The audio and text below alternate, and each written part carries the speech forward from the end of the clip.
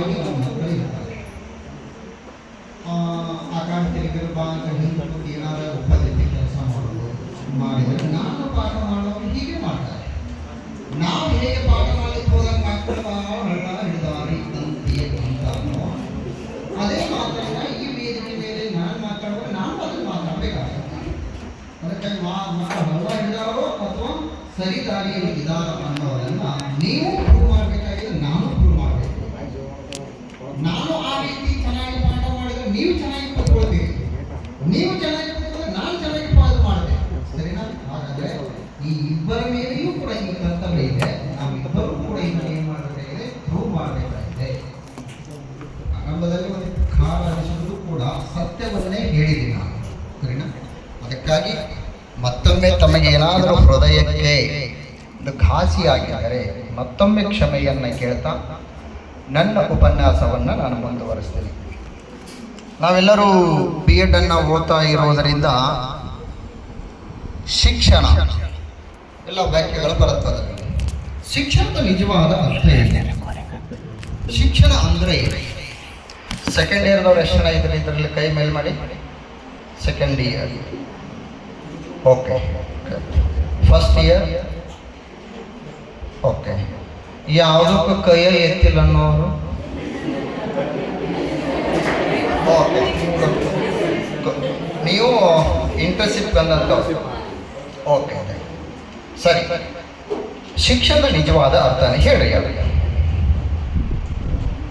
Sir ನೀವು ಹೇಳಕ್ಕೆ ಬಂದರೆ ನೀವು ಹೇಳ್ರಿ, ನಮ್ಮನೇನು ಕೇಳ್ತೀರ ಅಂತ ಮನೆ ಬೇಡ. Okay, what is the exact meaning of education? ನೀವು ಏನಾದರೂ ಅದಕ್ಕೆ ಉತ್ತರ ಹೇಳಿದ್ರೆ ಯಾರು ಹೇಳಿದರು ಅಂತ ನಾನೇನು ಕೇಳಲ್ಲ. ಅದು ನಿಮ್ಮ ಅಭಿಪ್ರಾಯ ಅಂತ ನಾನು ತಿಳ್ಕೊಂಡು, ಅಥವಾ ನಿಮ್ಮ ಅಭಿಪ್ರಾಯವನ್ನು ಹೇಳಿ. ನನ್ನ ದೃಷ್ಟಿಯಲ್ಲಿ ಶಿಕ್ಷಣ ಅಂದರೆ ಇದು. ಓಕೆ, ಹೇಳಿ ಬೇಗ ಹೇಳಿ. ಶಿಸ್ತನ್ನು ಕಲಿಸುವುದೇ ಶಿಕ್ಷಣ. ಶಿಸ್ತನ್ನು ಕಲಿಸುವುದೇ ಶಿಕ್ಷಣ. ಒಪ್ಕೊಳ್ತೀವ ಇದನ್ನು ನಾವು? ಇಲ್ರಿ, ಅದು ಬೇರೆ ಐತ್ರಿ ಅನ್ನೋರಿದೀವ. Okay, next. ಹಾ, ಮತ್ತೆ ಮಕ್ಕಳ ವರ್ತನೆಯಲ್ಲಿ ಬದಲಾವಣೆ ತರುವುದೇ ಶಿಕ್ಷಣ. ಮಕ್ಕಳ ವರ್ತನೆಯಲ್ಲಿ ಬದಲಾವಣೆಯನ್ನೇ ತರುವುದೇ ಶಿಕ್ಷಣ. ಮೊದಲು ಸರ್ ಸಾಲಿಗೆ ಬಂದನಿಗೆ ಅಂತ ಕೇಳ್ತಿದ್ರು. ಮತ್ತೇನಪ್ಪ ಸಾಲಿಗೆ ಬಂದನ ಈಗ ವರ್ತನೆ. ಇದನ್ನ ಅರ್ಥ ಆಯ್ತಲ್ಲ ನಾನು ಹೇಳಿದ್ದು? ಸರ್ ಶಾಲೆಗೆ ಬಂದ್ರಿ, ಓಕೆ. ಮತ್ತೇನಪ್ಪ ಸಾಲಿಗೆ ಬಂದನ ಅಂತ ಕೇಳ್ತಾರೆ ಮಕ್ಕಳು. ಬದಲಾವಣೆ ಆಯ್ತಾ ಇಲ್ಲ ಅಲ್ಲಿ? ಯಾವ ಬದಲಾವಣೆ? ಇದು ಸರಿನಾ? ಹೇಳಿದ್ರು ಅವರು, ಒಪ್ಕೊಂಡಿವಿ, ವರ್ತನೆಯಲ್ಲಿ ಬದಲಾವಣೆ ಅಂತ ಹೇಳಿದ್ರು. ಓಕೆ, ಇದು ಈ ಬದಲಾವಣೆನಾ? ಹೇಳಿ, ಯಾವ ಬದಲಾವಣೆ ಹಾಗಾದ್ರೆ? ಹೇಳಿ.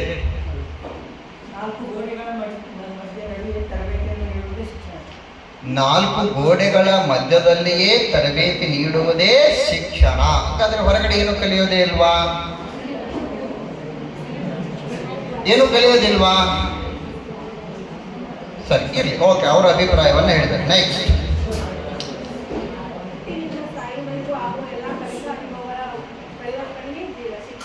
ಹುಟ್ಟಿನಿಂದ ಸಾಯುವವರೆಗೆ ಆಗುವಂತ ಎಲ್ಲಾ ಕಲಿಕೆಯ ಅನುಭವಗಳನ್ನೇ ಶಿಕ್ಷಣ ಅಂತ ಕರೀತಾರೆ. Okay, next. ಒಳ್ಳೆಯ ಸಂಸ್ಕಾರವನ್ನೇ ಕಲಿಸುವುದೇ ಶಿಕ್ಷಣ. ನೆಕ್ಸ್ಟ್. ಶಿಕ್ಷಣ ಅಂದ್ರೆ ಬೋಧಿಸುವುದಲ್ಲ, ಕಲಿಯುವಂತೆ ಮಾಡುವುದೇ ಶಿಕ್ಷಣ. ಓಕೆ, ಮತ್ತೆ ಜ್ಞಾನ, ಮೌಲ್ಯ, ಕೌಶಲ್ಯ ನಿರಂತರವಾಗಿ ಕಲಿಯುವಂತೆ ಮಾಡುವುದೇ ಶಿಕ್ಷಣ. ಓಕೆ, ಸಾಕು. ಈಗೇನು ನಾವು ಇಲ್ಲಿ ತನಕ ಹೇಳಿದೀವಲ್ಲ, ಇನ್ನೊಬ್ರು ಯಾರಾದ್ರೂ ಹೇಳೋರಿದ್ದೀರಾ? ಓಕೆ, ಹೇಳಿ. ಅಜ್ಞಾನದಿಂದ ಜ್ಞಾನದ ಕಡೆಗೆ ಕರೆದುಕೊಂಡು ಹೋಗುವುದೇ ಶಿಕ್ಷಣ.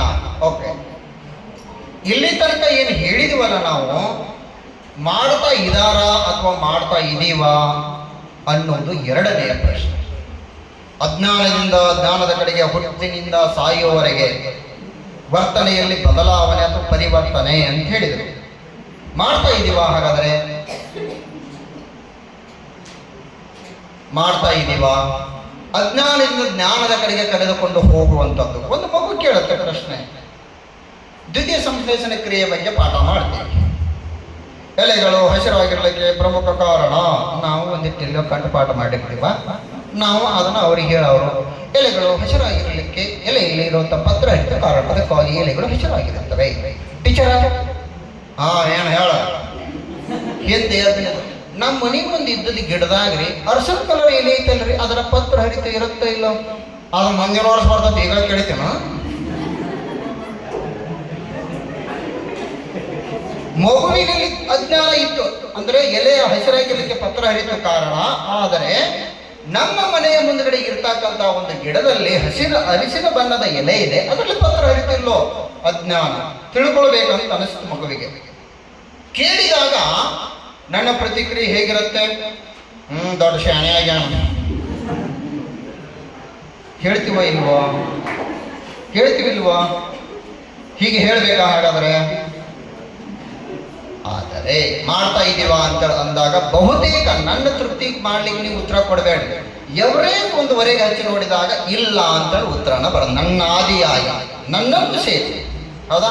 ಹಾಗಾದ್ರೆ ಈ ಎಲ್ಲ ಶಿಕ್ಷಣ ಅನ್ನುವಂಥ ಕೊಟೇಶನ್ಗಳು ಕೇವಲ ವ್ಯಾಖ್ಯೆಗಳು ಕೊಟೇಶನ್ಗಳಿಗೆ ಮಾತ್ರ ಸೀಮಿತ ಆಗಿದೆ. ಬಿ ಪ್ರಾಕ್ಟಿಕಲ್ಗೆ ಬಂದಾಗ ಅದು ಇಲ್ಲ. ಯಾಕೆ ಹಾಗಾಗ್ತಾ ಇದೆ ಅಂತೇಳಿದಾಗ ಶಿಕ್ಷಕರು ಜೀವ ತೆರೆಯುವುದನ್ನು ನಿಲ್ಲಿಸ್ತಾ ಇದ್ದಾರೆ. ಹೇಗೆ ಜೀವ ತೆರೆಯುವುದನ್ನು ನಿಲ್ಲಿಸ್ತಾ ಇದ್ದಾರೆ ಅಂತ ಅಂದಾಗ, ನೀವೆಲ್ಲ ಈಗ ಟೀಚಿಂಗ್ ಏಡನ್ನು ತೆಗೆದುಕೊಂಡು ಕ್ಲಾಸಿಗೆ ಹೋಗ್ತೇವೆ. ಎಲ್ಲಾದರೂ ಬರೋದಾರ ಶರ ನೀವು ಡಿ.ಎಡ್ ಬಿ.ಎಡ್ ಓದುವ ಅಟ್ಟ ಇವನು ಬಳಕೆ ಮಾಡಬೇಕು. ನಾಳೆ ವೃತ್ತಿ ಜೀವನಕ್ಕೆ ಇಳೋದಾದ ಮೇಲೆ ತಪ್ಪಿಯೂ ತೆಗೆದುಕೊಂಡು ಹೋಗಬಾರ್ದು. ಎಲ್ಲಾರು ಬರೋದಾರನ ಎಷ್ಟು ಜನ ತೆಗೆದುಕೊಂಡು ಹೋಗ್ತಾರೆ? ನನ್ನನ್ನು ಸೇರಿ ಹೋಗ್ತೀವ. ಇಲ್ಲಿ ಎಷ್ಟು ಜೀವ ತೆಯ್ತೀವೋ ಲೆಸನ್ ಬರೆಯಲಿಕ್ಕೆ, ಪ್ಲಾನ್ ಬರೀಲಿಕ್ಕೆ, ಆಮೇಲೆ ಅಸೈನ್ಮೆಂಟ್ ಬರೀಲಿಕ್ಕೆ, ನಾಳೆ ವೃತ್ತಿ ಜೀವನಕ್ಕೆ ಕಾಲಿಟ್ಟ ಮೇಲೆ ನಾವು ಮಾಡ್ತೀವ ಇದನ್ನ? ನಡೀತೈತಳ ಅಂತ ಹೇಳಿ ಏನ್ ಮಾಡ್ತೀವಿ? ಜಪ್ಕೊಂಡು ಹೋಗ್ಬಿಡ್ತೀವಿ. ಹಾಗಾದ್ರೆ ಎಲ್ಲೋ ಒಂದು ಕಡೆಗೆ ನಮ್ಮ ಕಡೆಯಿಂದ ವ್ಯತ್ಯಾಸ ಆಗ್ತಾ ಇದೆ. ಹಾಗಾದರೆ ಇಂತಹದರ ಮಧ್ಯದಲ್ಲಿಯೂ ಕೂಡ ತಾವೆಲ್ಲರೂ ಕೂಡ ಏನು ಹೇಳಿದಿರಿ, ಇದರ ಒಟ್ಟಾರೆ ಅರ್ಥ ಏನು ಅಂತ, ಮಗುವಿನ ಸರ್ವಾಂಗೀಣ ಅಭಿವೃದ್ಧಿ ಎಲ್ಲವೂ ಬಂತು. ಅದರಲ್ಲಿ ಸಂಸ್ಕಾರ ಬಂತು, ಧನಾತ್ಮಕ ಋಣಾತ್ಮಕ ಮನೋಭಾವ, ಧನಾತ್ಮಕ ಎಲ್ಲವೂ ಅದರಲ್ಲಿ ಬಂತು. ಈಗ ಮಗುವಿನ ಸರ್ವಾಂಗೀಣ ಅಭಿವೃದ್ಧಿ ಅಂತ ಏನು ಹೇಳಿದಿರಿ, ಇದನ್ನು ಇನ್ನೊಂದು ಸ್ವಲ್ಪ ನಾನು ಒಂದು 3 ಪದಗಳನ್ನ ಇದಕ್ಕೆ ನಾನು ಬಳಕೆ ಮಾಡ್ತೇನೆ. ಮಗ ಏನು? ಮಗುವಿನ ಸರ್ವಾಂಗೀಣ ಅಭಿವೃದ್ಧಿ, ಮಗುವಿನ ಸರ್ವಾಂಗೀಣ ಬೆಳವಣಿಗೆ, ಮಗುವಿನ ಸರ್ವಾಂಗೀಣ ವಿಕಾಸ. ಯಾವುದು ಸೂಕ್ತ ಇದರಲ್ಲಿ? 3 ಒಂದೇನೋ ಬೇರೆ ಬೇರೆನೋ?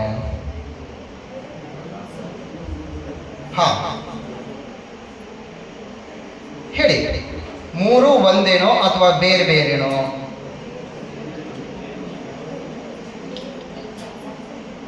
ಬೇಗ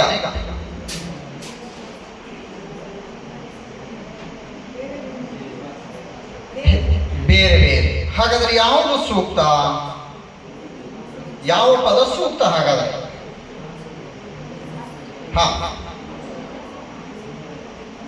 ಯಾವ ಪದ ಸೂಕ್ತ? ನಿಮಗೆ ಯಾವ್ದು ಬೇಕಾದ್ರೆ ಹೇಳ್ರಿ.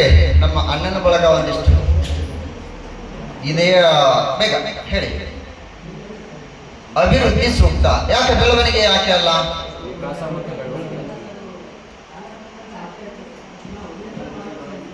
ಸರಿಯಾಗಿ ಕೇಳ್ತಾರೆ, ಸ್ವಲ್ಪ ಸೈಲೆಂಟ್ ಆಗಿ.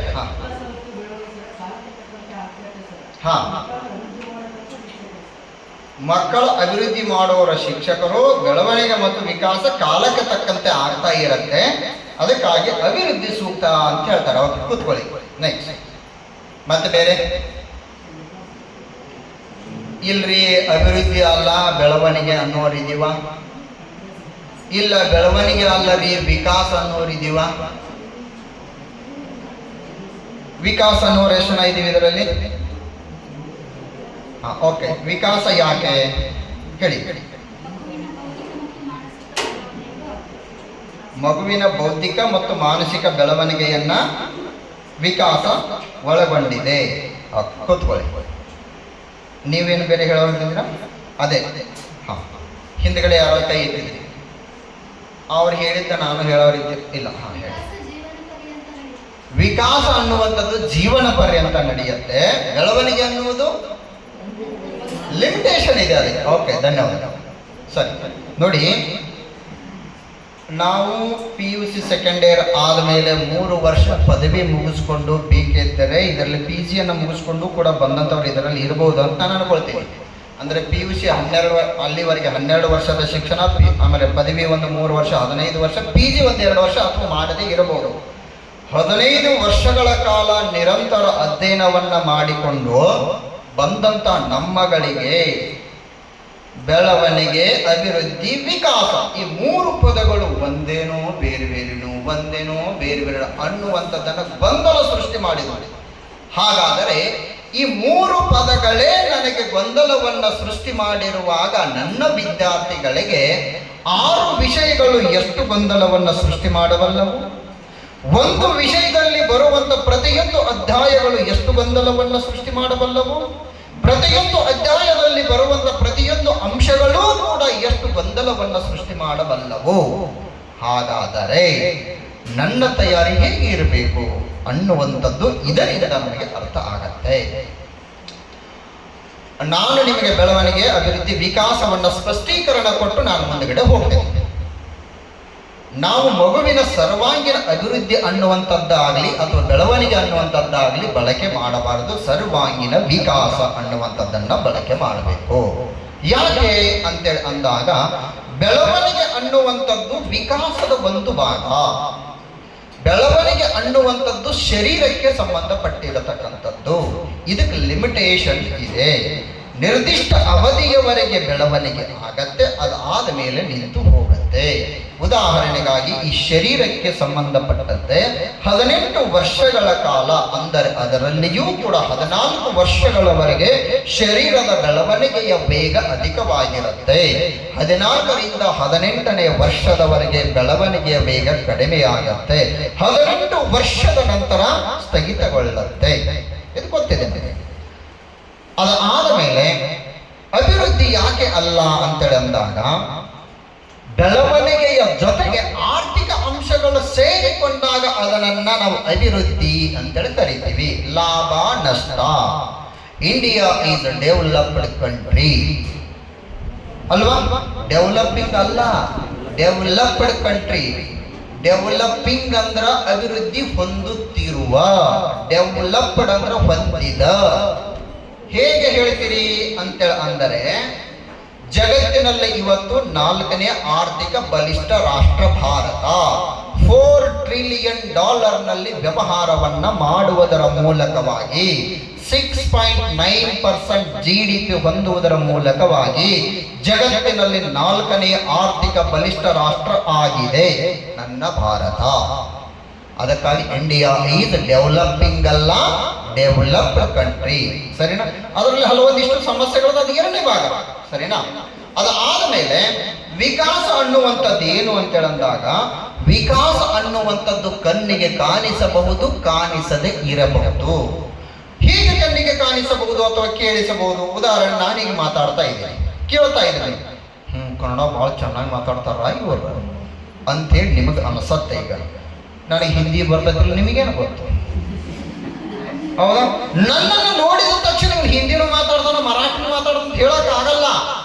ಆದ್ರೆ ನನ್ನನ್ನು ನೋಡಿದ ತಕ್ಷಣ ಬೆಳವಣಿಗೆ ಅಂತ ಅಂದಾಗ ಕೆಂಪಗ ಗಿಡ್ಡಕ ಅದಾನ ಅನ್ನೋದು ನನ್ನ ಸ್ಟ್ರಕ್ಚರ್ ನಿಮ್ಮ ಕಣ್ಣು ಮುಂದೆಗಡೆ ಬರುತ್ತೆ. ಇದು ಬೆಳವಣಿಗೆ ಸಂಬಂಧಪಟ್ಟಂತೆ. ವಿಕಾಸ ಅನ್ನುವಂಥದ್ದು ಶ್ರೀನಿವಾಸನ ತಲೆಯಾಗಿ ಏನೈತಂತ ಗೊತ್ತಾಗಲ್ಲ. ಹೌದಾ? ಮತ್ತೆ ಇದನ್ನ ಹಿಂಗೆ ಮಾತಾಡ್ತಾರೆ, ಎಲ್ಲಾ ವಿಷಯನ ಭಾಳ ಚೆನ್ನಾಗಿ ಮಾತಾಡ್ತಿರ್ಬೇಕಂತ ಅಂದ್ರೆ ಹಿಂದಿ ನನಗೇನೂ ಬರೋದಿಲ್ಲ. ನಾನು ನೇರವಾಗಿ ಹೇಳ್ಬಿಡ್ತೀನಿ, ಹಿಂದಿ ನನಗೇನೇನು ಬರೋದಿಲ್ಲ. ಹಾಗಾದ್ರೆ ವಿಕಾಸ ಅನ್ನುವಂಥದ್ದು ಗುಣಕ್ಕೆ ಸಂಬಂಧಪಟ್ಟಿರತಕ್ಕಂಥದ್ದು, ಮನಸ್ಸಿಗೆ ಸಂಬಂಧಪಟ್ಟಿರತಕ್ಕಂಥದ್ದು. ಇದು ನಿರಂತರ ಪ್ರಕ್ರಿಯೆ. ಕಣ್ಣಿಗೆ ಕಾಣಿಸಬಹುದು, ಕಾಣಿಸದೆ ಇರಬಹುದು. ಅಳತೆ ಮಾಡಲಿಕ್ಕೆ ಬರಬಹುದು, ಮಾಡಲಿಕ್ಕೆ ಆಗದೆಯೂ ಇರಬಹುದು. ಅದನ್ನ ನಾವೇನು ಕರಿತೀವಿ? ವಿಕಾಸ ಅಂತೇಳಿ ಕರಿತೀವಿ. ಹಾಗಾದರೆ ನಾವು ಪದ ಬಳಕೆ ಮಾಡ್ತಕ್ಕಂಥದ್ದು ಮಗುವಿನ ಸರ್ವಾಂಗೀಣ ವಿಕಾಸ ಬಳಕೆ ಮಾಡಬೇಕು. ಹಾಗಾದರೆ ಕತ್ತಲೆಯಿಂದ ಬೆಳಕಿನ ಕಡೆಗೆ ತೆಗೆದುಕೊಂಡು ಹೋಗುವುದು ಅಂತ ನಾವು ಹೇಳಿದೀವಿ. ಮಗುವಿಗೆ ಒಂದು ಧನಾತ್ಮಕ ಪರಿವರ್ತನೆಯನ್ನು ತೆಗೆದುಕೊಂಡು ಬರ್ತಕ್ಕಂಥದ್ದಂತ ಹೇಳಿದೀವಿ. ಗೊತ್ತಿರುವುದರಿಂದ ಗೊತ್ತಿಲ್ಲದ ಕಡೆಗೆ ತೆಗೆದುಕೊಂಡು ಹೋಗತಕ್ಕಂಥದ್ದನ್ನು ನಾವೆಲ್ಲ ಹೇಳಿದ ಅನುಗಮನ ಇವೆಲ್ಲ ಪದ್ಧತಿಗಳು ಬರ್ತಾ ಹೋಗುತ್ತೆ ನಿಮಗೆ. ಹಾಗಾದರೆ ಒಂದು ಪ್ರಶ್ನೆ ನಾನು ನಿಮಗೆ ಹೇಳ್ತೀನಿ. ಒಂದು ಉದಾಹರಣೆಗೆ ಪರಿಸರ ಅಥವಾ ಯಾವುದೋ ಒಂದು ಸಮಾಜ ವಿಜ್ಞಾನ ತೆಗೆದುಕೊಳ್ಳ್ರಿ, ವಿಜ್ಞಾನನ ತೆಗೆದುಕೊಳ್ಳ್ರಿ. ಗಿಡದ ಲಕ್ಷಣಗಳನ್ನು ಬರೆಯಿರಿ ಅಂತ ನಾನು ಪ್ರಶ್ನೆ ಕೇಳ್ತೀನಿ. ಕೇಳಿದಾಗ ಮಕ್ಕಳು ಬರೀತಾರೆ. ಒಂದು ಮಗು ಬರೆಯಲ್ಲ, ಒಂದು ಮಗು ಏನ್ ಮಾಡಲ್ಲ, ಬರೆಯಲ್ಲ. ಅವಾಗ ಆ ಮಗುವಿಗೆ ನೀವು ಅಂಕ ಕೊಡ್ತೀರೋ ಇಲ್ಲೋ? ಆದ್ರೆ ಆ ಮಗುವಿಗೆ ನೀವು ಓರಲ್ಲ ಕೇಳಿ ಗಿಡದ ಲಕ್ಷಣಗಳು ಹೇಳಂತೇಳಿ, ಹಾ ಸರ್ ಗಿಡ ಅಂದ್ರೆ ಬೇರ್ ಇರ್ತಾವ್ರ, ಕಾಂಡ ಇರ್ತೈತ್ರ, ಎಲಿ ಇರ್ತಾವ್ರ, ರೆಂಬೆ ಕೊಂಬೆಗಳು ಇರ್ತಾವ್ರ ಅಂತ ಹೇಳ್ತಾ ಹೋಗ್ತಾನ. ಈ ಬರದವರು ಗಿಡದ ಲಕ್ಷಣಗಳು ಹೇಳು ಅಂತ ಬೇರು ಮುಂದಿನ ಏನು ಬರೆಯೋದು ಯೋಚನೆ ಮಾಡ್ತಾ ಹೋಗ್ತಾರೆ ಇವರು. ಆದರೆ ಮಗು ಬರೆಯದೇ ಇರಬಹುದು, ಆದ್ರೆ ಆ ಗಿಡದ ಲಕ್ಷಣಗಳು ಅವನ ಹತ್ರ ಕೇಳಿದಾಗ ಇರತ್ತ ಇಲ್ವೋ, ಹೇಳ್ತಾನೆ ಇಲ್ಲೋ ಮಗು? ಹೇಳತ್ತೆ. ಆ ಮಗುವಿಗೆ ನೀವು ಅಂಕ ಕೊಡ್ತೀರೋ ಅಥವಾ ಇಲ್ವೋ? ಹಂಗ್ಯಾಕೆ ಕೊಡಾಕ್ ಬರ್ತೈತ್ರಿ? ಬರದೇ ಇಲ್ಲ, ಖಾಲಿ ಕೊಟ್ಟಾನು. ಹಾಗಾದ್ರೆ ನಾವು ಎಲ್ಲಿಗೆ ತಂದು ನಿಲ್ಲಿಸ್ಬಿಟ್ಟಿವಿ ಅಂತಂದ್ರೆ ಶಿಕ್ಷಣ ಅಂತಂದ್ರೆ ಓದು ಬರಹ ಅಷ್ಟಕ್ಕೆ ಸ್ಟಿಕ್ ಆನ್ ಆಗ್ಬಿಟ್ಟಿವಿ ನಾವು. ಶಿಕ್ಷಣ ಅಂತಂದ್ರ ಇದರ ಆಚೆ ನಾವು ಜ್ಞಾನವನ್ನ ನೋಡಲೇ ಇಲ್ಲ. ಶಿಕ್ಷಣ ಅಂದ್ರೆ ಕೇವಲ ಓದು ಬರಹ ಅಷ್ಟೇ ಅಲ್ಲ, ಅದರ ಆಚೆ ಹೋಗ್ಬೇಕು. ಶಿಕ್ಷಣ ಅಂತ ಮಗುವಿನಲ್ಲಿ ಇರ್ತಕ್ಕಂಥ ಪ್ರತಿಭೆಯನ್ನು ಹೊರತೆಗೆಯಬೇಕು ಅನ್ನುವಂಥದ್ದು. ಹಾಗಾದರೆ ಇಂತಹದರ ಮಧ್ಯದಲ್ಲಿ ನಾವು ಮಗುವಿನ ಸರ್ವಾಂಗೀಣ ವಿಕಾಸ ಮಾಡುವುದು ಹೇಗೆ? ಇನ್ನೊಂದು, ತಾವೆಲ್ಲ ಪಾಠ ಮಾಡ್ಲಿಕ್ಕೆ ಹೋದಂಥ ಸಂದರ್ಭದಲ್ಲಿ 40 ನಿಮಿಷ ನೀವು ಪಾಠ ಮಾಡ್ತೇವೆ. ಪಾಠ ಮಾಡುವಂಥ ಸಂದರ್ಭ ಎಲ್ಲರೂ ನನ್ನ ಪಾಠವನ್ನು ಎಲ್ಲರೂ ಸರಿಯಾಗಿ ಕೇಳ್ತಾರ? ಒಂದೇ ಸಮಾನವಾಗಿ ಸ್ವೀಕಾರ ಮಾಡ್ತಾರ? ಹಿಂದೆ ಕೂತವ್ರು ಕೇಳಬೇಡ್ರಿ, ಮುಂದೆ ಕೂತವ್ರು ಅಟ್ಟೋ ಕೇಳತ್ ನಾವು ಏನಾರು ಹೇಳಿ ಪಾಠ ಮಾಡ್ತೀವನ? ಇಲ್ಲ. ಹಾಗಾದ್ರೆ ಎಲ್ಲರೂ ಸಮಾನವಾಗಿ ಸ್ವೀಕಾರ ಮಾಡ್ತಾರ? ಇದನ್ನ ದೋಷ ಯಾರು ಇದರಲ್ಲಿ? ಮಕ್ಕಳದ ನಮ್ಮದ? ಅವ್ರದ್ರಿ, ಮಕ್ಕಳದ್ರಿ ಅಂತೇಳಿ ಕೈ ತೊಳ್ಕೊಂಡು ಬಿಟ್ಟಿರ್ತೀವಿ ನಾವು. ದೋಷ ಮಕ್ಕಳದ ಆದ್ರೂ ಅದು ದೋಷ ಮಕ್ಕಳದ ಅಂತಂದ್ರೆ ಹೇಗೆ ಸೈಕಾಲಜಿಕಲ್ ಪ್ರಕಾರ ಗ್ರಹಿಸುವಿಕೆಯಲ್ಲಿ ವ್ಯತ್ಯಾಸ ಅಂತ ಎರಡನೇ ಭಾಗ. ಆದ್ರೆ ದೋಷ ನಮ್ಮಲ್ಲಿಯೂ ಕೂಡ ಇದೆ. ಹೇಗೆ? ಉದಾಹರಣೆಗಾಗಿ ಬೀಜದಲ್ಲಿ ಬ್ರಹ್ಮಾಂಡ ಇದೆ. ಒಬ್ಬ ರೈತ ನಮಗೆ ಆದರ್ಶ, ಶಿಕ್ಷಕನಿಗೆ ಹೇಗೆ ಬೀಜದಲ್ಲಿ ಬ್ರಹ್ಮಾಂಡ? ಉದಾಹರಣೆಗೆ ಬೀಜ ಅಂತೇಳ ಅಂದ್ರ ಅದರಾಗ ಸಸಿ ಐತಿ, ಗಿಡ ಐತಿ, ಮರ ಐತಿ, ಹೂವು ಐತಿ, ಕಾಯಿ ಐತಿ, ಹಣ್ಣು ಐತಿ, ಎಲ್ಲವೂ ಐತಿಲ್ಲ ಅದರಲ್ಲಿ. ಆ ಗಿಡದಲ್ಲಿ, ಆ ಬೀಜದಲ್ಲಿ ಬ್ರಹ್ಮಾಂಡ ಇದೆ ಅಂತ ಅನ್ಕೊಂಡು ಎಲ್ಲೆಂದರಲ್ಲಿ ಎಸೆದರೆ ಗೋಚರವಾಗತ್ತ? ಅದು ತಂದು ಬೀಜ ತಂದು ಟೇಬಲ್ ಮ್ಯಾಗ ನೋಡಿ ಸಸಿ ಐತಂದವ್ರು, ಗಿಡ ಐತಂದವ್ರು, ಹೂ ಐತಂದವ್ರು, ಕಾಯಿ ಐತಂದವ್ರು ತೋರಿಸ್ ಆಗಂತ ಟೇಬಲ್ ಮ್ಯಾಗ ಇಟ್ಟು ನೋಡ್ಕೋತ ಕೂತ್ರ ಹಾಕತ್ತೇನ್ರಿ? ಅದ ಇರ್ಲಿಲ್ವ ಅದರಲ್ಲಿ? ಇದೆ. ಯಾಕೆ ಗೋಚರ ಆಗಲಿಲ್ಲ? ಸೂಕ್ತವಾದಂತ ಕ್ಷೇತ್ರ ಇಲ್ಲ ಅದಕ್ಕೆ. ಅದು ಗೋಚರವಾಗಬೇಕಾದ್ರೆ ಏನ್ ಬೇಕು?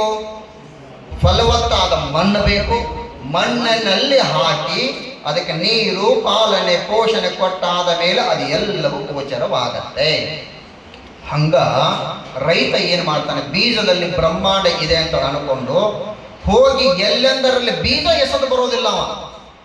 ಬೀಜದ ಉತ್ತಮವಾದ ಫಸಲೈತು ಹೋಗಿ ಒಣ ಮಣ್ಣಾಗ ಒಗೆದು ಬರಂಗಿಲ್ಲ, ತನ್ನ ಕರ್ತವ್ಯ ಕಳ್ಕೊಳಂಗಿಲ್ಲ. ಏನ್ ಮಾಡ್ತಾನೆ?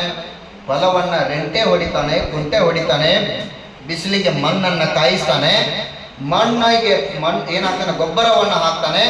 ನೀರಿನ ಮೂಲ ಸಿಕ್ಕಾದ ಮೇಲೆ ಹೋಗಿ ಬೀಜವನ್ನ ಬಿತ್ತಿ ಉತ್ತಮವಾದಂತ ಫಸಲನ್ನ ತೆಗಿತಾನೆ. ಅಂದರೆ ಕ್ಷೇತ್ರವನ್ನ ಹದಗೊಳಿಸಿ ಬೀಜವನ್ನ ಬಿತ್ತಾನೆ. ಬಿತ್ತಿದ ನಂತರ ಉತ್ತಮವಾದಂತ ಫಸಲನ್ನ ತೆಗಿತಾನೆ. ನಾವು ಹೇಳ್ತೇವೆ ನಂದು ಡಬಲ್ PhD ಆಗೈತಿ ಅಂತ ಹೇಳಿ ಮಕ್ಕಳು ತಮ್ಮ ತಲೆಯನ್ನ ಕೂತ್ಕೊಳ್ಳಿಲ್ಲ ಅಂತ ನಾನು ಡಬಲ್ PhD ತಗೊಂಡ್ರೆ ಏನು ಮಾಡುತ್ತೆ? ಮಕ್ಕಳಿಗೆ ಕ್ಷೇತ್ರವನ್ನ ಹದಗೊಳಿಸಬೇಕು. ನನ್ನಲ್ಲಿರ್ತಕ್ಕಂಥ ಜ್ಞಾನ ಬೀಜದಲ್ಲಿ ಇರುವಂತ ಬ್ರಹ್ಮಾಂಡ, ಕ್ಷೇತ್ರ ಅನ್ನುವಂಥದ್ದು ವಿದ್ಯಾರ್ಥಿ ಅನ್ನುವಂಥದ್ದು ಒಂದು ಕ್ಷೇತ್ರ. ಆ ಕ್ಷೇತ್ರವನ್ನು ಹದಗೊಳಿಸಿ ನಾನು ಬೀಜವನ್ನು ಬಿತ್ತಿದಾಗ ಬ್ರಹ್ಮಾಂಡ ಏನಾಗತ್ತೆ, ಗೋಚರವಾಗಲಿಕ್ಕೆ ಸಾಧ್ಯತೆ ಇದೆ.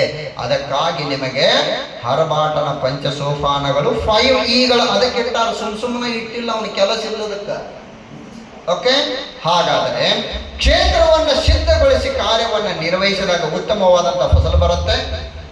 ಇದಕ್ಕ ಒಂದು ಮಗು ಪ್ರಶ್ನೆ ಕೇಳ್ತಂತಂದಾಗ ನಾವು ಉತ್ತರ ಹೇಳ್ಬಿಡ್ತೀವಿ. A+B² ಅಂದ್ರೆ ಏನು ಅಂತ ಕೇಳಿದ ಕೂಡಲೇ ಹೇಳ್ಬಿಡ್ತೀವಿ. ಹಾಗೆ ಹೇಳಬಾರದು ಅನ್ನೋದಕ್ಕೆ ತೈತರಿಣ್ಯ ಉಪನಿಷತ್ತಿನಲ್ಲಿ ವಿವರಣೆ ಇದೆ. ಏನು, ಭೃಗು ಮತ್ತು ವಾರುಣಿ ಅಂತ ಇಬ್ಬರು ವ್ಯಕ್ತಿಗಳು ಬರ್ತಾರೆ. ಆ ಭೃಗು ವಾರುಣಿಯ ಮಗ. ವಾರುಣಿ ಋಷಿ ಮುನಿಗಳಿಗೆ ಪಾಠವನ್ನ ಮಾಡ್ತಾ ಇದ್ದ. ಇವತ್ತೊಂದು ನಾನುಡಿ ಐತಿ, ಏನು, ಸಾಮಾನ್ಯವಾಗಿ ಶಿಕ್ಷಕರ ಮಕ್ಕಳು ದಡ್ರು, ಪೊಲೀಸರ ಮಕ್ಕಳು ಕಳ್ಳರು. ಇವತ್ತಲ್ಲ, ಅವತ್ತಿಂದಲೂ ಅದು ಇತ್ತು. ನೀವತ್ತೆಲ್ಲ ಹೋಮ್ ಮಿನಿಸ್ಟರ್ಗಳು ಎಲ್ಲ ನೋಡ್ರಿ, ಶಿಕ್ಷಕರು ಏನಾದ್ರು ಮನೆಗೆ ಒಂದು 5 ನಿಮಿಷ ಲೇಟ್ ಆಗಿ ಅಥವಾ ಒಂದು ಅರ್ಧ ಗಂಟೆ ಲೇಟ್ ಆಗಿ ಹೋದ್ರ ಜಗಳ ನೌಕರಿ ಮಾಡಾಗಿ ಹೇಳ 5ಕ್ಕೆ ಬಿಟ್ಟದ್ದು ಸಾಲಿ ನೀ ಬಂದಿ 6ಕ್ಕೆ ಮಗ 10th ಅನ್ನೋದ ಕಬರ್ ಐತಿ. ಏನಂಗ ಅವೊಂದಿಟ್ಟು ಅಭ್ಯಾಸದ ಬಗ್ಗೆ ಲಕ್ಷ್ಯ ಕೊಡು ಅಂತೇಳಿ ಇವತ್ತು ನೀವು ಹೆಂಗ ನಿಮ್ಮ ಯಜಮಾನಗಳಿಗೆ ಆರ್ಡರ್ ಮಾಡ್ತಿರಲ್ಲ, ಇವತ್ತಲ್ಲ ಹೋಮ್ ಮಿನಿಸ್ಟರ್ ಆರ್ಡರ್ ಮಾಡೋದು ವೇದ ಉಪನಿಷತ್ ಕಾಲದಿಂದಲೂ ಕೂಡ ಇತ್ತು. ವಾರುಣಿಯ ಪತ್ನಿ ವಾರುಣಿ ಹೇಳ್ತಾಳ, ಪುಣ್ಯಾತ್ಮ ನೀ ಯಾರ್ಯಾರಿಗೂ ಪಾಠ ಮಾಡಾಕತ್ತಿ, ನಿನ್ನ ಮಗ ಹಳ್ಳ ಹಿಡಿಯಾಕತ್ತಾನ, ಅವೊಂದಿಟ್ಟ ಶಿಕ್ಷಣ ಕಲಿಸಿಕೊಡು ಬಂತು. ಆವಾಗ ವಾರುಣಿ ಹೇಳುವಂಥದ್ದನ್ನು ನಾವು ಕೇಳಬೇಕು, ಅದು ನಮ್ಮ ಜೀವನದಲ್ಲಿ ಅಳವಡಿಸ್ಕೊಳ್ಳೋದು. ನಾನೇನೋ ಹೇಳ್ತೀನಿ, ಅವನು ಕಲೀಲಿಕ್ಕೆ ರೆಡಿ ಇದ್ದಾನ ಅಂತ ಅಂದಾಗ ವಾರುಣಿಯ ಪತ್ನಿ ಭೃಗುವನ್ನ ಕರೀತಾಳೆ. ಕರೆದು ನಿಮ್ಮ ಅಪ್ಪಗ ಹೋಗಿ ಕೇಳು, ಹೇಳ್ತಾನ ಅಂತ ಹೇಳ್ತಾಳೆ. ಆವಾಗ ನಮ್ಮ ಮಕ್ಕಳ ಹತ್ರ ಇವತ್ತು A+B² ಏನು ಪ್ರಶ್ನೆ ಬಂದಿದೋ ಅದೇ ಪ್ರಶ್ನೆ ಅವನ ಹತ್ರ ಇತ್ತು, ಭೃಗುನ ಹತ್ರ. ಏನು, ನಾನು ಯಾರು ಪ್ರಶ್ನೆ. ಆ ಭೃಗುನ ಹತ್ರ ಬಂದಂತ ಪ್ರಶ್ನೆ ಏನು, ನಾನು ಯಾರು ಅಂತೇಳಿ. ಆವಾಗ ವಾರುಣಿಗೆ ಪ್ರಶ್ನೆ ಉತ್ತರ ಹೇಳುವುದು ಸರಳ ಇತ್ತು, ಆದ್ರೆ ಅವನು ಹೇಳಿಲ್ಲ, ಯೋಚನೆ ಮಾಡು ಅಂತೇಳಿ ಅಂದ. ನಾವು ನಮ್ಮ ವೃತ್ತಿ ಜೀವನ ಒಳಗಡೆ ಇದನ್ನ ಅಳವಡಿಸ್ಕೊಳ್ಬೇಕು. ಮಕ್ಕಳು ಪ್ರಶ್ನೆ ಕೇಳಿದ ತಕ್ಷಣ ಉತ್ತರ ಹೇಳಲಿಕ್ಕೆ ಹೋಗ್ಬಾರ್ದು. 10 ಜನರನ್ನ ಕೇಳಬೇಕು, ಕೇಳಿ ಪಡ್ಕೊಳ್ಬೇಕು. ಕೇಳಿ ಪಡೆದಂತಹ ಜ್ಞಾನ ದೀರ್ಘಕಾಲ ಉಳಿಯತ್ತೆ, ಅದರ ಮಹತ್ವ ಮಕ್ಕಳಿಗೆ ಗೊತ್ತಾಗತ್ತೆ. ಆವಾಗ ವಾರುಣಿ ಹೇಳ್ತಾನೆ, ಯೋಚನೆ ಮಾಡಪ್ಪ ಅಂತ ಹೇಳ್ತಾನೆ. ನಿಮಗೆ ಎಲ್ಲ ಈಗ ಅನ್ಸತ್ತೆ ನಾನು ಯಾರು ಅಂತ ಅನ್ಸಿದ್ರ, ನಾಯ ಅಂದ್ರೆ ಏನ್ರಿ, ಕೆಂಪುಗ ಅದೀರಿ, ಜುಬ್ಬಾ ಹಾಕೇರಿ, ಕರಿ ಪ್ಯಾಂಟ್ ಹಾಕೇರಿ, ಗಿಡ್ಡಕ್ಕೆ ಅದೇರಿ, ಮುದೋದಿಂದ ಬಂದರಿ ಅಂತ ಹೇಳ್ತಾರ, ನೀವರಿ ಅಂತ ಹೇಳ್ತಾರೆ. ನಾನು ನನ್ನ ರೂಪ ಹೇಳ್ತೀನಿ, ನೀವು ನಿಮ್ಮ ರೂಪ ಹೇಳ್ತೇವೆ. ನಾನೆಂದರೆ ಶರೀರ ಅಲ್ವಾ, ನಾನೆಂದರೆ ಶರೀರ. ನಿಮಗೂ ಹಾಗೆ ಅನಿಸ್ತೀಗ, ನಾನೆಂದರೆ ಶರೀರ ಅಂತಂದಾದ್ಮೇಲೆ ಓಕೆ ಶರೀರ ಒಪ್ಕೊಳ್ಳೋಣ, ಶರೀರವೇ ನಾನು ಅಂತೇಳಿ ಬಂದು ಅಪ್ಪನಿಗೆ ಬಂದು ಹೇಳ್ತಾನೆ, ಯಪ್ಪ ನಾನಂದ್ರೆ ಯಾರೋ ಅಲ್ಲ, ಈ ಶರೀರವೇ ನಾನು ಅಂತೇಳಿ ಬಂದು ಹೇಳಿದ. ಯೋಚನೆ ಮಾಡು ಅಂತೇಳಿ ಅಂದ. ನೀವು ಇಲ್ಲಿಂದ ಮನೆಗೆ ಹೋಗ್ತಿರ್ತೀರಿ, ಮನೆಗೆ ಹೋಗುವಾಗ ಕಾಲಿಗೆ ಒಂದು ಮಳಿ ತುಳಿತೀರಿ, ಮೊಳೆ ತುಳಿದನ್ನದ ನೆಗ್ಲೆಕ್ಟ್ ಮಾಡಿ ತೆಗೆದೋಗಿದ್ರು 1 ತಿಂಗಳಿನ ನಂತರ ಕಾಲಿಗೆ ಬಾವು ಬರ್ಲಿಕ್ಕೆ ಶುರುವಾಗತ್ತೆ. ಅವಾಗ ಆಸ್ಪತ್ರೆಗೆ ಹೋಗ್ತೀವಿ. ಆಸ್ಪತ್ರೆಗೆ ಹೋದ ನಂತರ ಎಕ್ಸ್ರೇ ಮಾಡ್ತಾರೆ ಡಾಕ್ಟರು. ಎಕ್ಸ್ರೇ ಮಾಡಿ ಹೇಳ್ತಾರೆ ರಿಸಲ್ಟನ್ನ, ಕಾಲಿಗೆ ತುಂಬಾ ಗಾಯವಾಗಿದೆ, ಕಾಲಿಗೆ ಗ್ಯಾಂಗ್ರೀನ್ ಆಗಿದೆ, ಕಾಲನ್ನ ಕತ್ತರಿಸದ ಇದ್ದರೆ ಯಾವುದಕ್ಕೆ ಅಪಾಯ ಇದೆ ಅಂತ ಹೇಳ್ತಾರ, ಪ್ರಾಣಕ್ಕೆ ಅಪಾಯ. ಕತ್ತರಿಸ್ತಾನಂತ ಹೇಳಲ್ಲ, ಆಯ್ಕೆ ನಮ್ಮನ್ನು ಬಿಡ್ತಾನ. ಆಯ್ಕೆ ನಮ್ದು ಏನಾಗತ್ತರವಾಗ, ಕಾಲು ಹೋದ್ರೆ ಹೋಗ್ಲಿ, ಪ್ರಾಣ ಉಳಿಲಿ. ಅರೆ ಇಲ್ಲಿ ತನಕ ಶರೀರವೇ ನಾನು ಅಂತಂದಿವಿ, ಈಗ ಕಾಲು ಹೋದ್ರೆ ಬದುಕ್ತಾನಂತ ಗೊತ್ತಾಯ್ತು.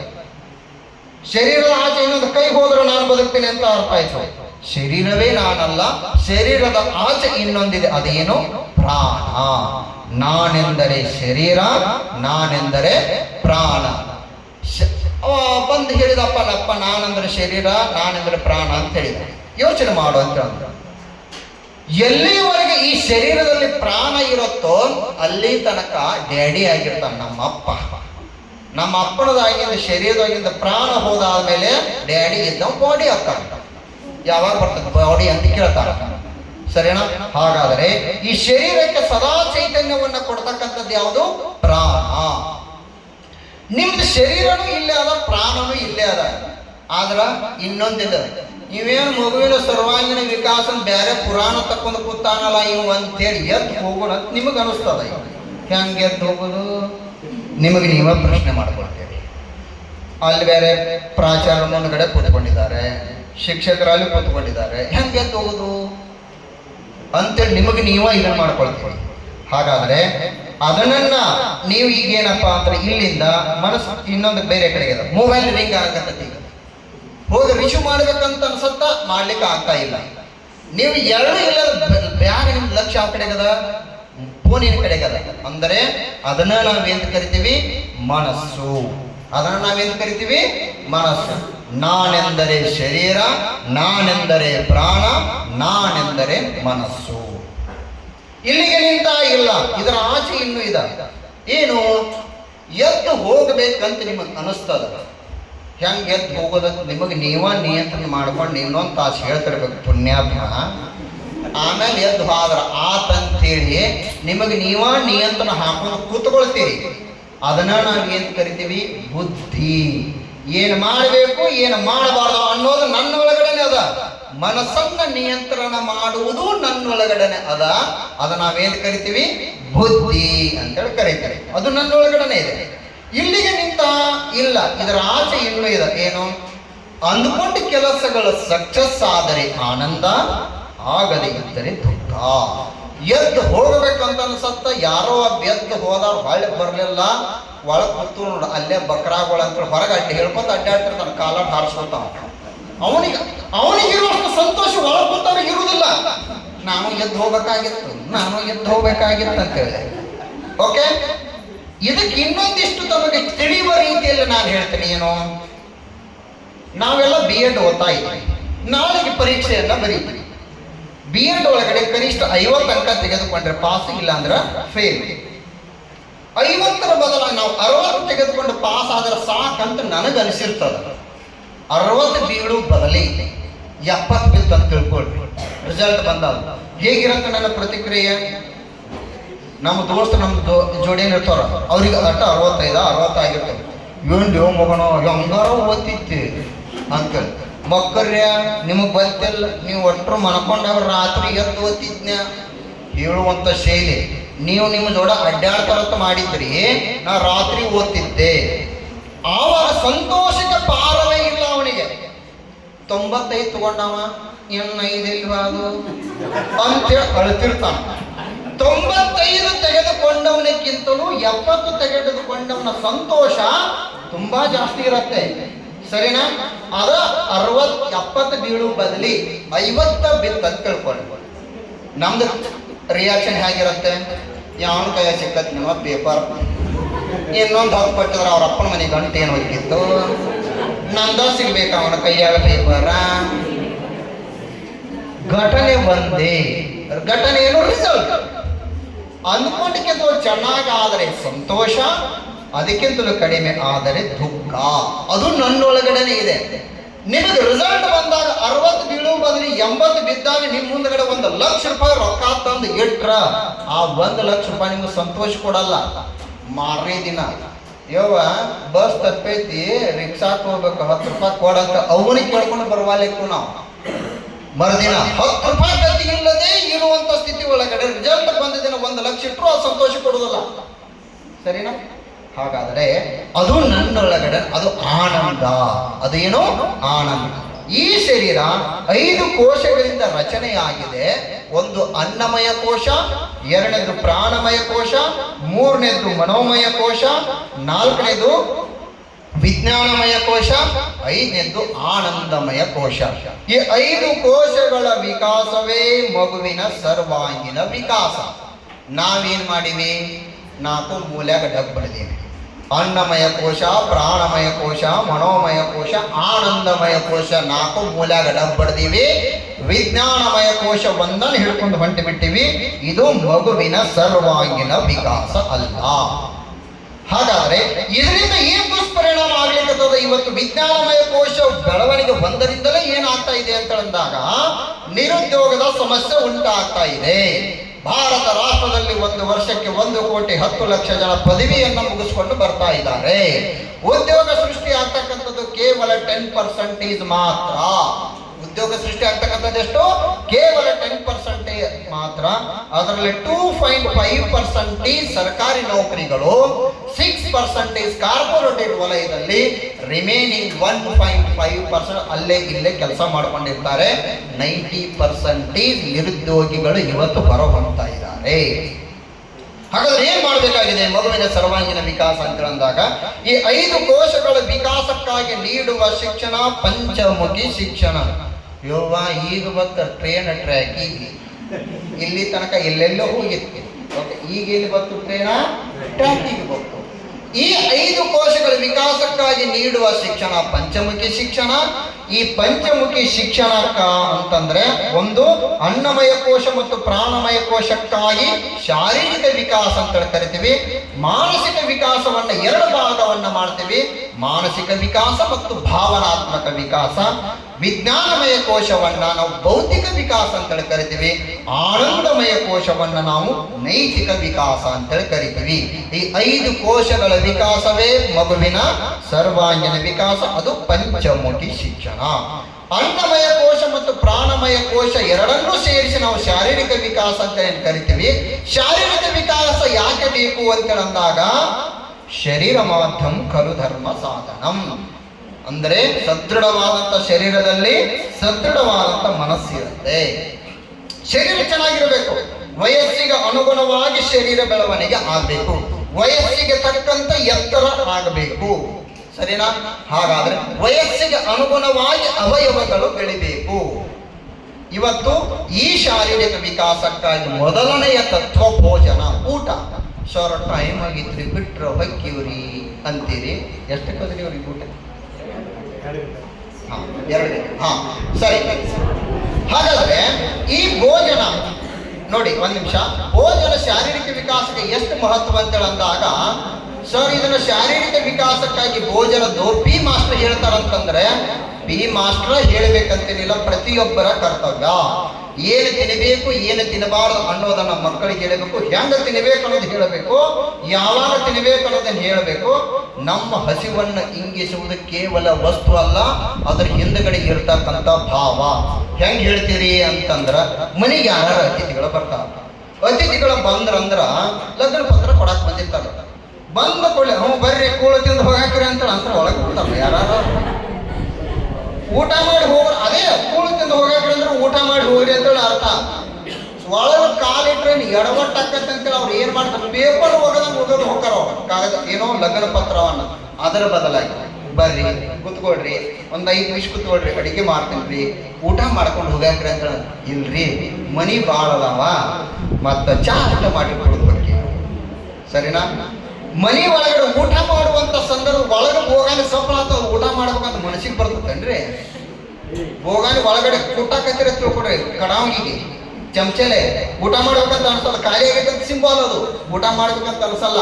ಹಾಗಾದರೆ ನಾವು ಮನೆಗೆ ಊಟ ಮಾಡುವಂತ ಸಂದರ್ಭದಲ್ಲಿ ಹೋಟೆಲ್ನಲ್ಲಿ ಊಟ ಮಾಡ್ತೀವಿ, ಮನೆಯಲ್ಲಿ ಊಟ ಮಾಡ್ತೀವಿ. ಎರಡಕ್ಕೂ ಡಿಫ್ರೆನ್ಸ್ ಏನು? ಹೋಟೆಲ್ಗೆ ಹೋಗ್ತೀವಿ, ಇಡ್ಲಿ ವಡ ತಗೊಳ್ತೀವಿ, ಕೊಬ್ಬರಿ ಚಟ್ನಿ ಕೊಡ್ತಾರ. ಕೊಬ್ಬರಿ ಚಟ್ನಿ ಚೆನ್ನಾಗೈತೆ ಅಂತ ತಿಳ್ಕೊಂಡು ಬಡ ಬಡದಿಂದ ಖಾಲಿ ಮಾಡ್ತೀವಿ, ಇನ್ನೂ ಒಂದು ಇಡ್ಲಿ ಉಳಿದಿರ್ತದೆ. ಹೋಟೆಲಿನ ಮಾನಿಯನ್ನ ಕರಿತೀವಿ, ಏನಂತ? ಓ ಬಾಯ್ ಅವ ಅಲ್ಲೇ ನಿಂತು ಏನಂತ ಕೇಳ್ತಾನ, 1 ಲೋಟ ಚಟ್ನಿ ತಗೋ ಅಂತ ಹೇಳಿ. ಅವಾಗ ಅಲ್ಲೇ ನಿಂತ ಹೇಳ್ತಾನ ನಾವು ಏನಂತ, ಸರ 10 ರೂಪಾಯಿ ಎಕ್ಸ್ಟ್ರಾ ಹಾಕತ್ರಿ ಅಂತ. ಆದ್ರೆ ಅದ ಮನಿ ಒಳಗಡೆ ಇಲ್ಲೆಲ್ಲ ಹಾಸ್ಟೆಲ್ನಾಗ ಇರ್ತೀರಿ ಅಥವಾ ಇಲ್ಲೇ ರೂಮ್ ಮಾಡ್ಕೊಂಡಿರ್ತೀರಿ. ನಾಳೆ ಸೂಟಿ ಅಂದ್ಕೊಂಡು ಊರಿಗೆ ಹೋಗ್ತೀರಿ. ಊರಿಗೆ ಅಪ್ಪ ನನ್ನ ಮಗ ಬಂದಾನ ಅಂತ ನಮ್ಮ ಅವ್ವ ಏನು ಮಾಡ್ತಾಳ, ಇಡ್ಲಿ ವಡ ಮಾಡ್ತಾಳ, ಕೊಬ್ಬರಿ ಚಟ್ನಿ ಮಾಡ್ತಾಳ. 4 ಇಡ್ಲಿ ಹಾಕಿ 4 ವಡ ಹಾಕಿ ತಿನ್ನಿಸಿದ. ಯವ್ವ ಸಾಕಂತ ಹೇಳಿ, ನನಗೆ ಗೊತ್ತು ನಿನ್ನ ಕೊಬ್ಬರಿ ಚಟ್ನಿ ಅಂದ್ರೆ ಇಷ್ಟ, ನೀ ತಿಂತೆ ಅಂತ ಮಾಡೇನಂತೆ. ಸಾಕಾದ ಮೇಲೆಯೂ ಕೂಡ 2 ಇಡ್ಲಿ ಮತ್ತು ವಡ ಬಡಿಸಿ ಊಟ ಮಾಡಿಸ್ತಾಳಲ್ಲ, ಅದು ಪ್ರೀತಿ. ಹೌದಾ? ಬೇಕಂದ್ರೆ ಹೋಟೆಲ್ನಾಗ ಎಕ್ಸ್ಟ್ರಾ ರೊಕ್ಕ ಆತು, ಅಲ್ಲಿ ಮನೆಯಲ್ಲಿ ಸಾಕಂದ್ರ ಅಮ್ಮ ನೀಡ್ತಾ ಇದ್ದಾರೆ. ಅಂದ್ರೆ ನನ್ನ ಸಂತಾನವನ್ನ ನಾನು ಮುಂದುವರಿಸ್ತಾ ಇದ್ದೀನಿ, ನನ್ನ ವಂಶ ವೃಕ್ಷವನ್ನ ಬೆಳೆಸ್ತಾ ಇದ್ದೀನಿ ಅಂತಕ್ಕಂಥ ಮನೋಭಾವ ಅಲ್ಲಿಗಿರುತ್ತ. ಹೋಟೆಲಲ್ಲಿ ಅದು ಇರುವುದಿಲ್ಲ. ಅದಾದ ಮೇಲೆ ಮೊನ್ನೊಂದು ನೋಡಿದೆ ನಾನು, ನಾವು ತಯಾರಿ ಮಾಡಿದಂಥ ಆಹಾರವನ್ನ ಹೇಗೆ ಅಂತ 3 ಗಂಟೆಯ ಒಳಗಾಗಿ ತಿನ್ಬೇಕು. ಮೊನ್ನೊಂದು ಜೋಕ್ ನೋಡಿದೆ.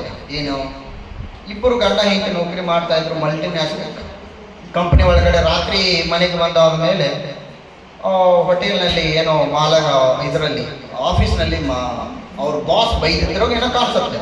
ಬೈದಾದ್ಮೇಲೆ ಊಟ ಕೊಡೆ ಅಂತ ಅಂದ. ಮನೆಗೆ ಬಂದಾದ್ಮೇಲೆ ಮನೆಗೆ ಊಟ ಕೊಡ ಅಂದ್ಮೇಲೆ ಪತ್ನಿ ಏನ್ ಮಾಡಿದಪ್ಪ ಅಂದ್ರೆ ತೊಗರಿಬೇಳೆ ಸಾರ ಅನ್ನ ತಂದು ಮುಂದಿಟ್ಲು. ತಂದಿಟ್ಕೊಳ್ಳಿ, ಏನೇ ಇವತ್ತು ತೊಗರಿಬೇಳೆ ಅನ್ನ ಸಾರಣ ಅಂತ ಅಂದ್ರು. ಆವಾಗ ಪತ್ನಿ ಏನಂದ್ರು, ಅಂತಂದ. Action and reaction are equal science ಒಳಗಡೆ ಬರುತ್ತೆ. ಪತಿರಾಯ ಗೊತ್ತು ಮಾಡ್ಕೊಂಡ ಇದ ಕ್ರಿಯೆ ಮುಂದುವರಿತೀನಿ ಎಡವಟ್ಟು ಹಾಕತ್ತಂತ ತಾನ ಟ್ಯೂನ್ ಚೇಂಜ್ ಮಾಡ್ಕೊಂಡ. ಅವಾಗ ಏನ್ ಹೇಳ್ತಾನ, ಮಣ್ಣು ಮಾಡಿದ ಚೆನ್ನಾಗಿತ್ತು ಅಂತ ಹೇಳ್ತಾನೆ ಪತಿರಾಯ. ಆ ಸಂದರ್ಭದಲ್ಲಿ ಪತ್ನಿ ಕೊಟ್ಟಂತ ಉತ್ತರ ಎಷ್ಟು ಮಾರ್ಮಿಕವಾಗಿತ್ತು ಅಂತಂದ್ರ, ಇದು ಮಣ್ಣಿದರಿ ಅಂತ ಹೇಳ್ತಾಳೆ. ಫ್ರಿಜ್ ಅಲ್ಲಿ ಇಟ್ಟು ತಿಂತಾ ಇದ್ದಾರೆ. ಫ್ರಿಜ್ ಅಲ್ಲಿ ಇಟ್ಟು ತಿನ್ನುವುದರಿಂದ ನಮಗೆ ಪೋಷಕಾಂಶ ದೊರೆಯಂದರೆ ಎಲ್ಲಿ ದೊರೆಯಲಿಕ್ಕೆ ಸಾಧ್ಯ? ವಯಸ್ಸಿಗೆ ಅನುಗುಣವಾಗಿ ತೂಕ ಇವತ್ತು ಆಗ್ತಾ ಇಲ್ಲ. 5ನೇ ತರಗತಿಯಲ್ಲಿ ಓದುವಂತ ವಿದ್ಯಾರ್ಥಿಗಳು 80 kg ಅಧಿಕ ತೂಕವನ್ನ ಇವತ್ತು ತೂಗ್ತಾ ಇದ್ದಾರೆ. ಜಗತ್ತಿನಲ್ಲಿ ಸ್ಥೂಲಕಾಯದ ಶರೀರದ ಸಮಸ್ಯೆಯನ್ನ ಎದುರಿಸುವಂತಹ ಪ್ರಥಮ ರಾಷ್ಟ್ರ ಅಮೆರಿಕ, ದುರಂತ 2ನೇ ಸ್ಥಾನ ಭಾರತ. ಮೈದಾ ತಿನ್ನುವುದರಿಂದ ಶರೀರದಲ್ಲಿ ಬೊಜ್ಜಿನ ಪ್ರಮಾಣ ಜಾಸ್ತಿ ಆಗ್ತಾ ಇದೆ. ಬೇಕರಿಗೆ ಹೋಗ್ತೀವಿ, ಬೇಕರಿಗೆ ಹೋಗಿ 10 ರೂಪಾಯಿ ಇರ್ತ. ನಮ್ಮ ವಿದ್ಯಾರ್ಥಿಗಳು ನೆನಪು ಮಾಡ್ಕೊಳ್ಳೋಣ, 10 ರೂಪಾಯಿ ತಗೊಂಡು ಹೋಗಿ ಒಂದು ಕೇಕ್ ತಿಂದು ಬರ್ಬೇಕಂತ ಹೋಗ್ತೀವಿ. ಒಂದು ಕೇಕ್ ತಗೊಂಡು ಖಾಲಿಯಾಗಿತ್ತು ರೊಕ್ಕ ಮತ್ತೆ ಅಚ್ಕಡೆ ಲಕ್ಷ ಹೋಗ್ಬೇಕು. ಅಣ್ಣ ಅಚ್ಕಡೆ ಅದಕ್ಕೆ ಇಟ್ಟ ಅಂತ ಕೇಳ್ತೀವಿ, ರೊಕ್ಕನ ಖಾಲಿ ಆಗಿರ್ತಾವ. ಆವಾಗ ಅದಕ್ಕೆ 15 ರೂಪಾಯಿ ಅಂತ ಹೇಳ್ತಾನ. ಅದಕ್ಕೆ ಆ ಅಂಗಡಿಗೆ ಏನಂತ ಇಟ್ಟಾರ ಹೆಸರ, ಒಂದು ವಸ್ತು ತಿಂದಾದ್ಮೇಲೆ ಇನ್ನೊಂದು ವಸ್ತು ಬೇಕಂತ ಅನಿಸ್ತಾ ಹೋಗತ್ತಲ್ಲ, ಅದಕ್ಕೆ ಬೇಕ್ರಿ ಸಾಕ್ರಿ ಇಲ್ಲ ಬೇಕ್ರಿ ಅಂತ ಹೋಗುತ್ತೆ. ನಮ್ಮ ಮಕ್ಕಳಿಗೆ ಹೇಳಬೇಕು, ನಾವು ನಾಲಿಗೆ ಚಪಲವನ್ನು ನೋಡಿ ತಿನ್ಲಿಕ್ಕೆ ಹೋಗಬಾರ್ದು, ಉದರವನ್ನ ಹೊಟ್ಟೆಯನ್ನು ನೋಡಿ ತಿಂತಾ ಹೋಗ್ಬೇಕು. ಸರಿನಾ? ಜಗತ್ತನ್ನ ಆಳ್ತಕ್ಕಂಥದ್ದು ಇವತ್ತು 5 ಆಹಾರಗಳು, ಅದರಲ್ಲಿ ಮೊದಲನೇ ಸ್ಥಾನದಲ್ಲಿ ಅಕ್ಕಿ ಇದೆ. ಅಕ್ಕಿಯನ್ನು ನಾವು ಇವತ್ತು ಹೇಗೆ ತಿಂತಾ ಇದ್ದೀವಿ ಅಂತ ಉದಾಹರಣೆ ಹೇಳ್ತೀನಿ. ನಮ್ಮ ಮನೆಗೆ ಯಾರಾದ್ರೂ ಬಂದ ತಿಳ್ಕೊಬೇಕು, ಅತಿಥಿಗಳು ಬಂದಾಗ ನಮ್ಮ ಕ್ರಿಯೆ ಹೇಗಿರತ್ತ? ರೇಷನ್ ಅಕ್ಕಿ ಅನ್ನ ಮಾಡಿದಾದ್ಮೇಲೆ ಆ ತಾಯಿ ಹೇಳ್ತಾಳೆ, ಮತ್ತೇನ್ ತಿಳ್ಕೊಬೇಡ್ರೆ, ನಾವು ಬಡು ರೇಷನ್ ಅಕ್ಕಿ ಅನ್ನ ಮಾಡಿದ್ವಿ. ರೇಷನ್ ಅಕ್ಕಿ ಅನ್ನ ಮಾಡಿನಂತ ಬಡವರು ಅಂತ ಹೇಳುವ ಬದಲಾಗಿ ರೇಷನ್ ಅಕ್ಕಿ ಅನ್ನ ಮಾಡಿನ ಅಂತ ಹೇಳ್ತಾರ. ಬಾಸುಮತಿ ಸೋನಾ ಈ ಅಕ್ಕಿ ಅನ್ನ ಮಾಡೋ ಶ್ರೀಮಂತರು ಅಂತ ನಾವು ತಿಳ್ಕೊಂಡ್ಬಿಟ್ಟಿವಿ. ಗೊತ್ತಿರಲಿ ನಿಮಗೆ, ಇದ್ದಂತ ಆಹಾರವನ್ನ ವಿರೂಪಗೊಳಿಸಿ ನಾವು ತಿಂತಾ ಇದ್ದೀವಿ. ಆ ಅಕ್ಕಿಯನ್ನ ಏನ್ ಮಾಡ್ತಾರೆ? ಪಾಲಿಶ್ ಮಾಡ್ತಾರೆ. Double polish, triple polish. ಹೊಟ್ಟು ಬರುತ್ತಲ್ಲ, ಅಕ್ಕಿ ಪಾಲಿಶ್ ಮಾಡಿ ಬಂದ ಹೊಟ್ಟನ್ನ ಫಾರ್ಮಾಸ್ಯೂಟಿಕಲ್ ಕಂಪನಿಯವರು ಖರೀದಿ ಮಾಡ್ತಾರೆ. ಖರೀದಿ ಮಾಡಿ 1 ವರ್ಷಕ್ಕೆ 6,000 ಕೋಟಿ ಬೆಲೆ ಬಾಳುವ ಬಿ ಕಾಂಪ್ಲೆಕ್ಸ್ ಮಾತ್ರೆಯನ್ನ ತಯಾರಿ ಮಾಡ್ತಾರೆ. ಅಂದರೆ ಅಕ್ಕಿಯಲ್ಲಿ ಇರುವಂತ ಬಿ ಕಾಂಪ್ಲೆಕ್ಸ್ ಅಂಶವನ್ನ ಹೊರಗಡೆ ತೆಗೆದಿವಿ, ಮಾತ್ರೆಯ ರೂಪದಲ್ಲಿ ನಾವು ಏನ್ ಮಾಡ್ತಾ ಹೋದಿವಿ? ಬಿ ಕಾಂಪ್ಲೆಕ್ಸ್ ಅಂಶವನ್ನ ಸೇವಿಸ್ತಾ ಹೋದಿವಿ. ನಮಗೆ ಶರೀರಕ್ಕೆ ಆರೋಗ್ಯ ಬಾಂದ್ರೆ ಎಲ್ಲಿಂದ ಬರಲಿಕ್ಕೆ ಸಾಧ್ಯತೆ ಇದೆ? ರೈತಾಪಿ ಕುಟುಂಬದಿಂದ ಬಂದಂತ ಮಕ್ಕಳಿಗೆ ಹೇಳಬೇಕು, ನಾವು ಕೈಪಲ್ಯ ತರ್ಲಿಕ್ಕೆ ಬಗಲಾಗ ಚೀಲ ಇಟ್ಕೊಂಡು ಮಾರ್ಕೆಟ್ ಹೋಗೋ ಸ್ಥಿತಿಗೆ ಬರಬಾರದು. ನಮ್ಮ ಮನೆಗೆ ಬೇಕಾಗುವಷ್ಟಾದರೂ ತರಕಾರಿ ನಾವು ಬೆಳ್ಕೊಂಡು ತಿನ್ನಬೇಕು. ಶಾರೀರಿಕ ವಿಕಾಸ. ನನ್ನ ತರಗತಿಗಳು 40 ಮಕ್ಕಳು ಅದಾರಪ್ಪ ಅಂತಂದ್ರೆ 40 ಮಕ್ಕಳ ಪೈಕಿ 30 ಮಕ್ಕಳು ರೈತರ ಮಕ್ಕಳು ಅದಾರ ಅಂತಂದ್ರೆ 30 ಜನರು ಹೊರಗಡೆಯಿಂದ ತರಕಾರಿಯನ್ನು ತೆಗೆದುಕೊಂಡು ಬರಲಾರ ತಮ್ಮ ತೋಟದಲ್ಲಿ ಬೆಳೆದ ಆಹಾರವನ್ನು ತಿಂತಾರ. ಶಾರೀರಿಕ ವಿಕಾಸದ ಪೂರಕವಾದಂಥ ಚಟುವಟಿಕೆ. ಇದನ್ನು ಪಿ ಮಾಸ್ಟರ್ ಮಾಡಬೇಕು. ಪಿ ಮಾಸ್ಟರ್ ಮಾಡಾಕ ಏನು ಬೇಕಾಗಿಲ್ಲ, ನಮಗ ಟೈಮ್ ಇಲ್ಲ ಅಂತ ಹೇಳೋದು ಏನ್ ಬೇಕಾಗಿಲ್ಲ, ಇದಕ್ಕೇನೊಂದು ಪ್ರೀಡ್ ಬೇಕಾಗಿಲ್ಲ. ಸರಿನಾ? ಹಾಗಾದ್ರೆ ನೀರು ಕುಡಿಲಿಕ್ಕೆ ಹೇಳಬೇಕು ಮಕ್ಕಳಿಗೆ. ಇವತ್ತು ಗೌರ್ಮೆಂಟ್ ಶಾಲೆ ಒಳಗಡೆ ನೀರು ಕುಡಿ ಬೆಲ್ಲನು ಹಿಡಿಯಾಕತ್ತಾರೆ. ಯಾಕೆ? ಶರೀರದಲ್ಲಿ ನೀರಿನ ಅಂಶ ಕಡಿಮೆ ಆದ್ಮೇಲೆ ಡಿಹೈಡ್ರೇಷನ್ ಆಗತ್ತೆ. ಡಿಹೈಡ್ರೇಷನ್ ಆದ್ರೆ ಸರಿಯಾಗಿ ಜೀರ್ಣಕ್ರಿಯೆ ಆಗೋದಿಲ್ಲ. ಜೀರ್ಣಕ್ರಿಯೆ ಆಗದೇ ಇದ್ದಾಗ ಹಲವಾರು ರೋಗ ರುಜಿನಗಳ ಉಂಟಾಗಲಿಕ್ಕೆ ಸಾಧ್ಯತೆ ಇದೆ. ಎಷ್ಟು ನೀರು ಕುಡಿಬೇಕು? ಉದಾಹರಣೆಗಾಗಿ 1 kgಗೆ ನಾವು ಗೊತ್ತಿಲ್ಲ 7 ಲೀಟರ್ ನೀರು ಕುಡಿಬೇಕು, 8 ಲೀಟರ್ ನೀರು ಕುಡಿಬೇಕು. ಅದೆಲ್ಲ ಯಾವುದು ನಂಬಕ್ ಹೋಗ್ಬೇಡ್ರಿ. 1 kg ತೂಕಕ್ಕೆ 30 ml ನೀರು ಕುಡಿಬೇಕು. 1 kg ನಮ್ದು ತೂಕ ಇದೆ ಅಂದ್ರೆ 30 ml ನೀರು ಕುಡಿಬೇಕು. ಇದು ಸಾದಾ ಕೆಲಸ ಮಾಡೋರು. ಬಂದು ನಿಮ್ಮ ತರ ಬೆಂಚಿನ ಮೇಲೆ ಕೂತ್ ಹೋಗೋರಿಗೆ, AC ರೂಮ್ನ್ಯಾಗ ಕೂತು ಕೆಲಸ ಮಾಡೋರಿಗೆ ಇಷ್ಟ ಸಾಕು. ಇನ್ನು ತೋಟದಾಗ ಕೆಲಸ ಮಾಡ್ತಿರ್ತಾರಲ್ಲ ಅವರಿಗೆ 1 ಕೆಜಿಗೆ 35 ml ನೀರು ಕುಡಿದರೆ ಸಾಕು. ಆ ವ್ಯಕ್ತಿಯ ತೂಕ ಎಷ್ಟಿದೆ ಈ ml ಅಲ್ಲಿ ಲೆಕ್ಕ ಹಾಕಿದಾಗ ಅಷ್ಟು ನೀರು ಕುಡಿದ್ರೆ ಸಾಕು, ಅವನು ನಿರೋಗಿಯಾಗಿ ಇರ್ತಾನೆ. ನಮ್ಮ ಮಕ್ಕಳಿಗೆ ಇದನ್ನು ಹೇಳ್ತಾ ಹೋಗ್ಬೇಕು. ಈ ಮಕ್ಕಳು ನೀರು ಕುಡಿಯುವಂಥದ್ದು ನಾವು ಹೇಗೆ ಅಭ್ಯಾಸ ಮಾಡಿಸ್ಬೇಕು? 1ನೇ ಪೀರಿಯಡ್ಗೆ ಹೋಗ್ತೀವಿ, ಎಲ್ಲ ಮಕ್ಕಳು ನೀರಿನ ಬಾಟಲ್ ತರಲಿಕ್ಕೆ ಕೇಳಬೇಕು. ತರಲಿಕ್ಕೆ ಕೇಳಿ ಮಕ್ಕಳೇ ಕ್ಲಾಸಿಗೆ ಹೋದ ತಕ್ಷಣ ಮಕ್ಕಳ ಬಾಟಲ್ ಓಪನ್ ಮಾಡಿ 2 ಗುಟಕ್ಕೆ ನೀರು ಕುಡಿ ಅಂತ ಹೇಳಬೇಕು. 2 ಗುಟಕ್ಕೆ ಒಂದು ದಿನಕ್ಕೆ 8 ಪೀರಿಯಡ್ ಇರ್ತಾವ. 8 ಪೀರಿಯಡ್ ಅಂತಂದ್ರ 2 ಗುಟಕ್ಕೆ ಅಂದ್ರೆ 16 ಗುಟಕ್ಕೆ ಆತು, 1 ಲೀಟರ್ ನೀರು ಖಾಲಿ. ಸರಿನಾ? 2 ಗುಟಕ್ಕೆ ನೀರು ಕುಡಿ ಅಂತ ನಾವು ಹೇಳಿದಾದ್ಮೇಲೆ ಅವ್ನು ಏನಾರು ಮಗ್ಗದ 3 ಗುಟಕ್ಕೆ ಕುಡ್ದೈತಲ್ಲ, ಲೇ 3 ಅಲ್ಲೇ 2 ಅಂತಾನ. 1ರಿಂದ 10ರವರೆಗೆ ಅವನಿಗೆ ಮಗ್ಗಿ ಹೇಳ್ಬೇಕಾದ್ರೆ ಅಂಕೆ ಸಂಖ್ಯೆಯನ್ನು ಹೇಳ್ಬೇಕಾದ್ರೆ 3 ಇದ್ದಲ್ಲಿ 4 ಅಂತಾನ, 4 ಇದ್ದಲ್ಲಿ 5 ಅಂತಿರ್ತಾನ. ಮಗ್ಗದ ನಾವು ನೀರು ಕುಡಿಯೋದು ಅಬ್ಸರ್ವ್ ಮಾಡ್ತಿರ್ತಾನ. ಕರೆಕ್ಟಾಗಿ 1 2 3 4 ಕೊಡೋದು 4 ಅಂತಾನ. ಓಕೆ, ಅಂದರೆ ನೀರು ಕುಡಿಯುವ ಕ್ರಿಯೆಯಿಂದ ಮಕ್ಕಳಿಗೆ ಗಣಿತದ ಮೂಲ ಕ್ರಿಯೆಗಳ ಪರಿಚಯ ಮಾಡಿಕೊಟ್ಟ ಹಾಗೆ ಆಯಿತು, ಸರಳವಾಗಿ ಕಲಿಕೆ ಉಂಟಾಯಿತು. ಮಕ್ಕಳಿಗೆ ಏನಾಯ್ತು? ನೀರು ಕುಡಿಯುವುದರ ಮೂಲಕ ಶಾರೀರಿಕ ವಿಕಾಸದ ಪೂರಕವಾದ ಚಟುವಟಿಕೆ ನಾವು ಕೊಟ್ಟಂಗಾಯ್ತು. ಆಮೇಲೆ ಮಕ್ಕಳು ಶಾರೀರಿಕವಾಗಿ ಸದೃಢವಾಗ್ತಾ ಹೋಗ್ತಾರೆ. ಇದು ಆದ ಮೇಲೆ ವಿಶ್ರಾಂತಿ ಶಾರೀರಿಕ ವಿಕಾಸಕ್ಕೆ ಹೇಗೆ ಪೂರಕವಾಗುತ್ತೆ ಅಂತಂದ್ರೆ, ನಿಮ್ಗೆ ರಾತ್ರಿ ನಿದ್ದೆ ಹತ್ತಿಲ್ಲ ತಿಳ್ಕೊಳ್ರಿ, ಇಲ್ಲಿ ಬಂದು ತೂಗುಡಿಸ್ಕೊತ ಕುಂದಿರ್ತೀವಿ. ಸರಿ, ಲವಲವಿಕೆ ಇರತ್ತ ನಿಮಗೆ? ಇರೋದಿಲ್ಲ. ವಿಶ್ರಾಂತಿ ಬೇಕು. ಹೇಗೆ ವಿಶ್ರಾಂತಿ? ಕನಿಷ್ಠ 8 ಗಂಟೆಗಳ ಕಾಲವಾದರೂ ನಮಗೆ ವಿಶ್ರಾಂತಿ ಬೇಕು. ಇವತ್ತ ನಾವು ಚೆನ್ನಾಗಿ ನಿದ್ದೆ ಮಾಡಬೇಕಂತೇಳಿ ಫ್ಯಾನ, AC, ಸ್ಲೀಪ್ ಇವೆಲ್ಲ ದಿವಾನ ಎಲ್ಲ ತಂದು ಇಟ್ಟಿರ್ತೀವಿ. ಮನ್ಯಾಗ ಬಿದ್ದು ಉಳ್ಳಾಡು ನಿದ್ದೆ ಕೊಡ್ತೀವಿ. ಅಂದರೆ ನನಗೆ ವಿಶ್ರಾಂತಿ ತಂದು ಕೊಡುವುದು ವಸ್ತುಗಳ ಅಂತೇಳಿ ಅನ್ಕೊಂಡಿದ್ದರೆ ಅದರ ಮೇಲೆ ಮಲಗಿದ ತಕ್ಷಣ ನನಗೆ ನಿದ್ದೆ ಬರಬೇಕಾಗಿತ್ತು, ಬರಲಿಲ್ಲ. ಅದು ರಸ್ತೆಯ ಪಕ್ಕದಲ್ಲಿ ಇರ್ತಕ್ಕಂಥ ಒಬ್ಬ ವ್ಯಕ್ತಿಯನ್ನು ನೋಡ್ರಿ, ಸೊಳ್ಳೆಯ ಗುಯ್ಗುಟ್ಟುವಿಕೆ ಶಬ್ದವೇ ಅವನಿಗೆ ಸಂಗೀತ. ಸರಿನಾ? ಇನ್ನೊಂದಿಷ್ಟು ಮಂದಿ ಹೇಳ್ತಿರ್ತಾರ, ನೋಡೋದು ಪಿಲ್ಲೋ ಇಲ್ಲ ಅಂದ್ರು ನಿದ್ದೆ ಹತ್ತಂಗಿಲ್ರಿ. ನಮ್ಮ ರೈತ ನೋಡ್ರಿ, ಪಿಲ್ಲೋ ಮಣ್ಣಿನ ಹೆಂಡೆಯನ್ನ ಪಿಲ್ಲವನ್ನಾಗಿ ಮಾಡ್ಕೊಂಡು ನಿದ್ದೆ ಮಾಡ್ತಾನೆ. ನಾವು ಬಿದ್ದು ಉಳ್ಳಾಡ್ರೆ ನಿದ್ದೆ ಬರಲ್ಲ ಅಂತ ಅಂದಾಗ ವಿಶ್ರಾಂತಿ ಅನ್ನೋದು ವಸ್ತುವಿನಲ್ಲಿ ಇಲ್ಲ, ಅದು ನನ್ನೊಳಗಡೆ ಇದೆ. ಮೊಬೈಲ್ ಐತಲ್ಲ, ಮೊಬೈಲ್ ಇದು ಬಂದಾದ ಮೇಲೆ ನಾನು ಹಿಡ್ಕೊಂಡು ಎಲ್ಲರ ವಿಶ್ರಾಂತಿಯನ್ನು ಕಸ್ಕೊಂಡು ಬಿಟ್ಟದ. ಹೆಂಗ ಅಂತೇಳಿ ಅಂದ್ರೆ ಒಂದು ಉದಾಹರಣೆ ಹೇಳ್ತೀನಿ. ಎಲ್ಲರೂ ವಾಟ್ಸಪ್ ಉಪಯೋಗ ಮಾಡ್ತಿರಲ್ಲ, ವಾಟ್ಸಪ್ ಉಪಯೋಗ ಮಾಡಲ್ಲ ಅಂದ್ರೆ ಅದು ಎಷ್ಟು 9ನೇ ಅದ್ಭುತ ಆಗುತ್ತೆ 10ನೇ ಅದ್ಭುತ ಆಗುತ್ತೆ ಗೊತ್ತಿಲ್ಲ. ಓಕೆ, ಹಾಗಾದ್ರೆ ವಾಟ್ಸಪ್ ನಾವೆಲ್ಲ ಉಪಯೋಗ ಮಾಡುವಂಥ ಸಂದರ್ಭದಲ್ಲಿ ಸ್ಟೇಟಸ್ ಇಡ್ತೀವಿ. ಸ್ಟೇಟಸ್ ಓಕೆ, ಸ್ಟೇಟಸ್ ಇಟ್ಟರೆ ನಮ್ಗೆ ಸಮಾಧಾನ ಐತೇನ? ಎಲ್ಲರೂ ನೋಡಿರ್ತಾರ, ಸಮಾಧಾನ ಐತೇನ? 100 ಜನ ನೋಡಿರ್ತಾರ, ಸಮಾಧಾನ ಇಲ್ಲ. ಯಾರು ನೋಡಬೇಕಂತಿಟ್ಟಿರ್ತೀವಿ, ಅವ್ರು ಇನ್ನ ನೋಡಿಲ್ಲ ಅಂದ್ರೆ ಶುರು ಆಯ್ತು. ಇನ್ನ ನೋಡಿಲ್ಲ ಎಂಬ ಹುಳ ತಲೆಯಲ್ಲಿ ಹೊತ್ತಾಗ ನನಗೆ ವಿಶ್ರಾಂತಿ ಎಲ್ಲಿ ಬರಲಿಕ್ಕೆ ಸಾಧ್ಯ? ಆವಾಗ ನನ್ನ ಮನಸ್ಸಿಗೆ ಹೇಳಬೇಕು, ಅದೊಂದು ನಾಯಿ ನೋಡಿದ್ರೆ ಏನಾಯ್ತು, ಇನ್ನು 1000 ಜನ ನೋಡ್ಯಾರಲ್ಲ ಅಂತೇಳಿ ನನ್ನ ಮನಸ್ಸಿಗೆ ಸಮಾಧಾನ ಮಾಡ್ಕೊಂಡು ಮಲ್ಕೊಂಡರೆ ನನಗೆ ನಿದ್ದೆ ಬರುತ್ತೆ. ಅಂದರೆ ನಾವು ವಿಶ್ರಾಂತಿ ಅನ್ನುವುದು ಬಹಳ ಮುಖ್ಯ. ಇದು ನಿಯಮಿತ ವಿಶ್ರಾಂತಿ ಬಂದು ಕ್ಲಾಸ್ ರೂಮ್ನಾಗ ಮಲ್ಕೊಳ್ಳೋದಲ್ಲ. ಮತ್ತ ಸರಿನಾ? ರಾತ್ರಿ 10 ಗಂಟೆಗೆ ಮಲಗಬೇಕು. ಸೂರ್ಯೋದಯದ ಮೊದಲು ಏಳಬೇಕು.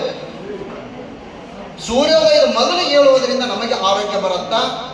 ಓ ಮೇಡಮರ, ಅವ್ರನ್ನ ಎಬ್ಬಿಸ್ರ, ಅವ್ರನ್ನ ಹಿಂದದಾರಲ್ಲ, ಹಿಂಗ ಮತ್ತೊಬ್ರು ಎಬ್ಬಿಸ್ರ ಅವ್ರಿಗೆ ಆರೋಗ್ಯ ಬರ್ತದೆ, ನಮ್ಮ ಆರೋಗ್ಯ ಹಾಳಾಗ್ತದೆ. ನಾವು ಹೇಳ್ಬೇಕು, ಅವ್ರನ್ನ ಹೇಳಿಸ್ಬೇಕು. ಸರಿನಾ? ವಿಶ್ರಾಂತಿ. 3ನೇದು ಸ್ವಚ್ಛತೆ ಹೇಗೆ?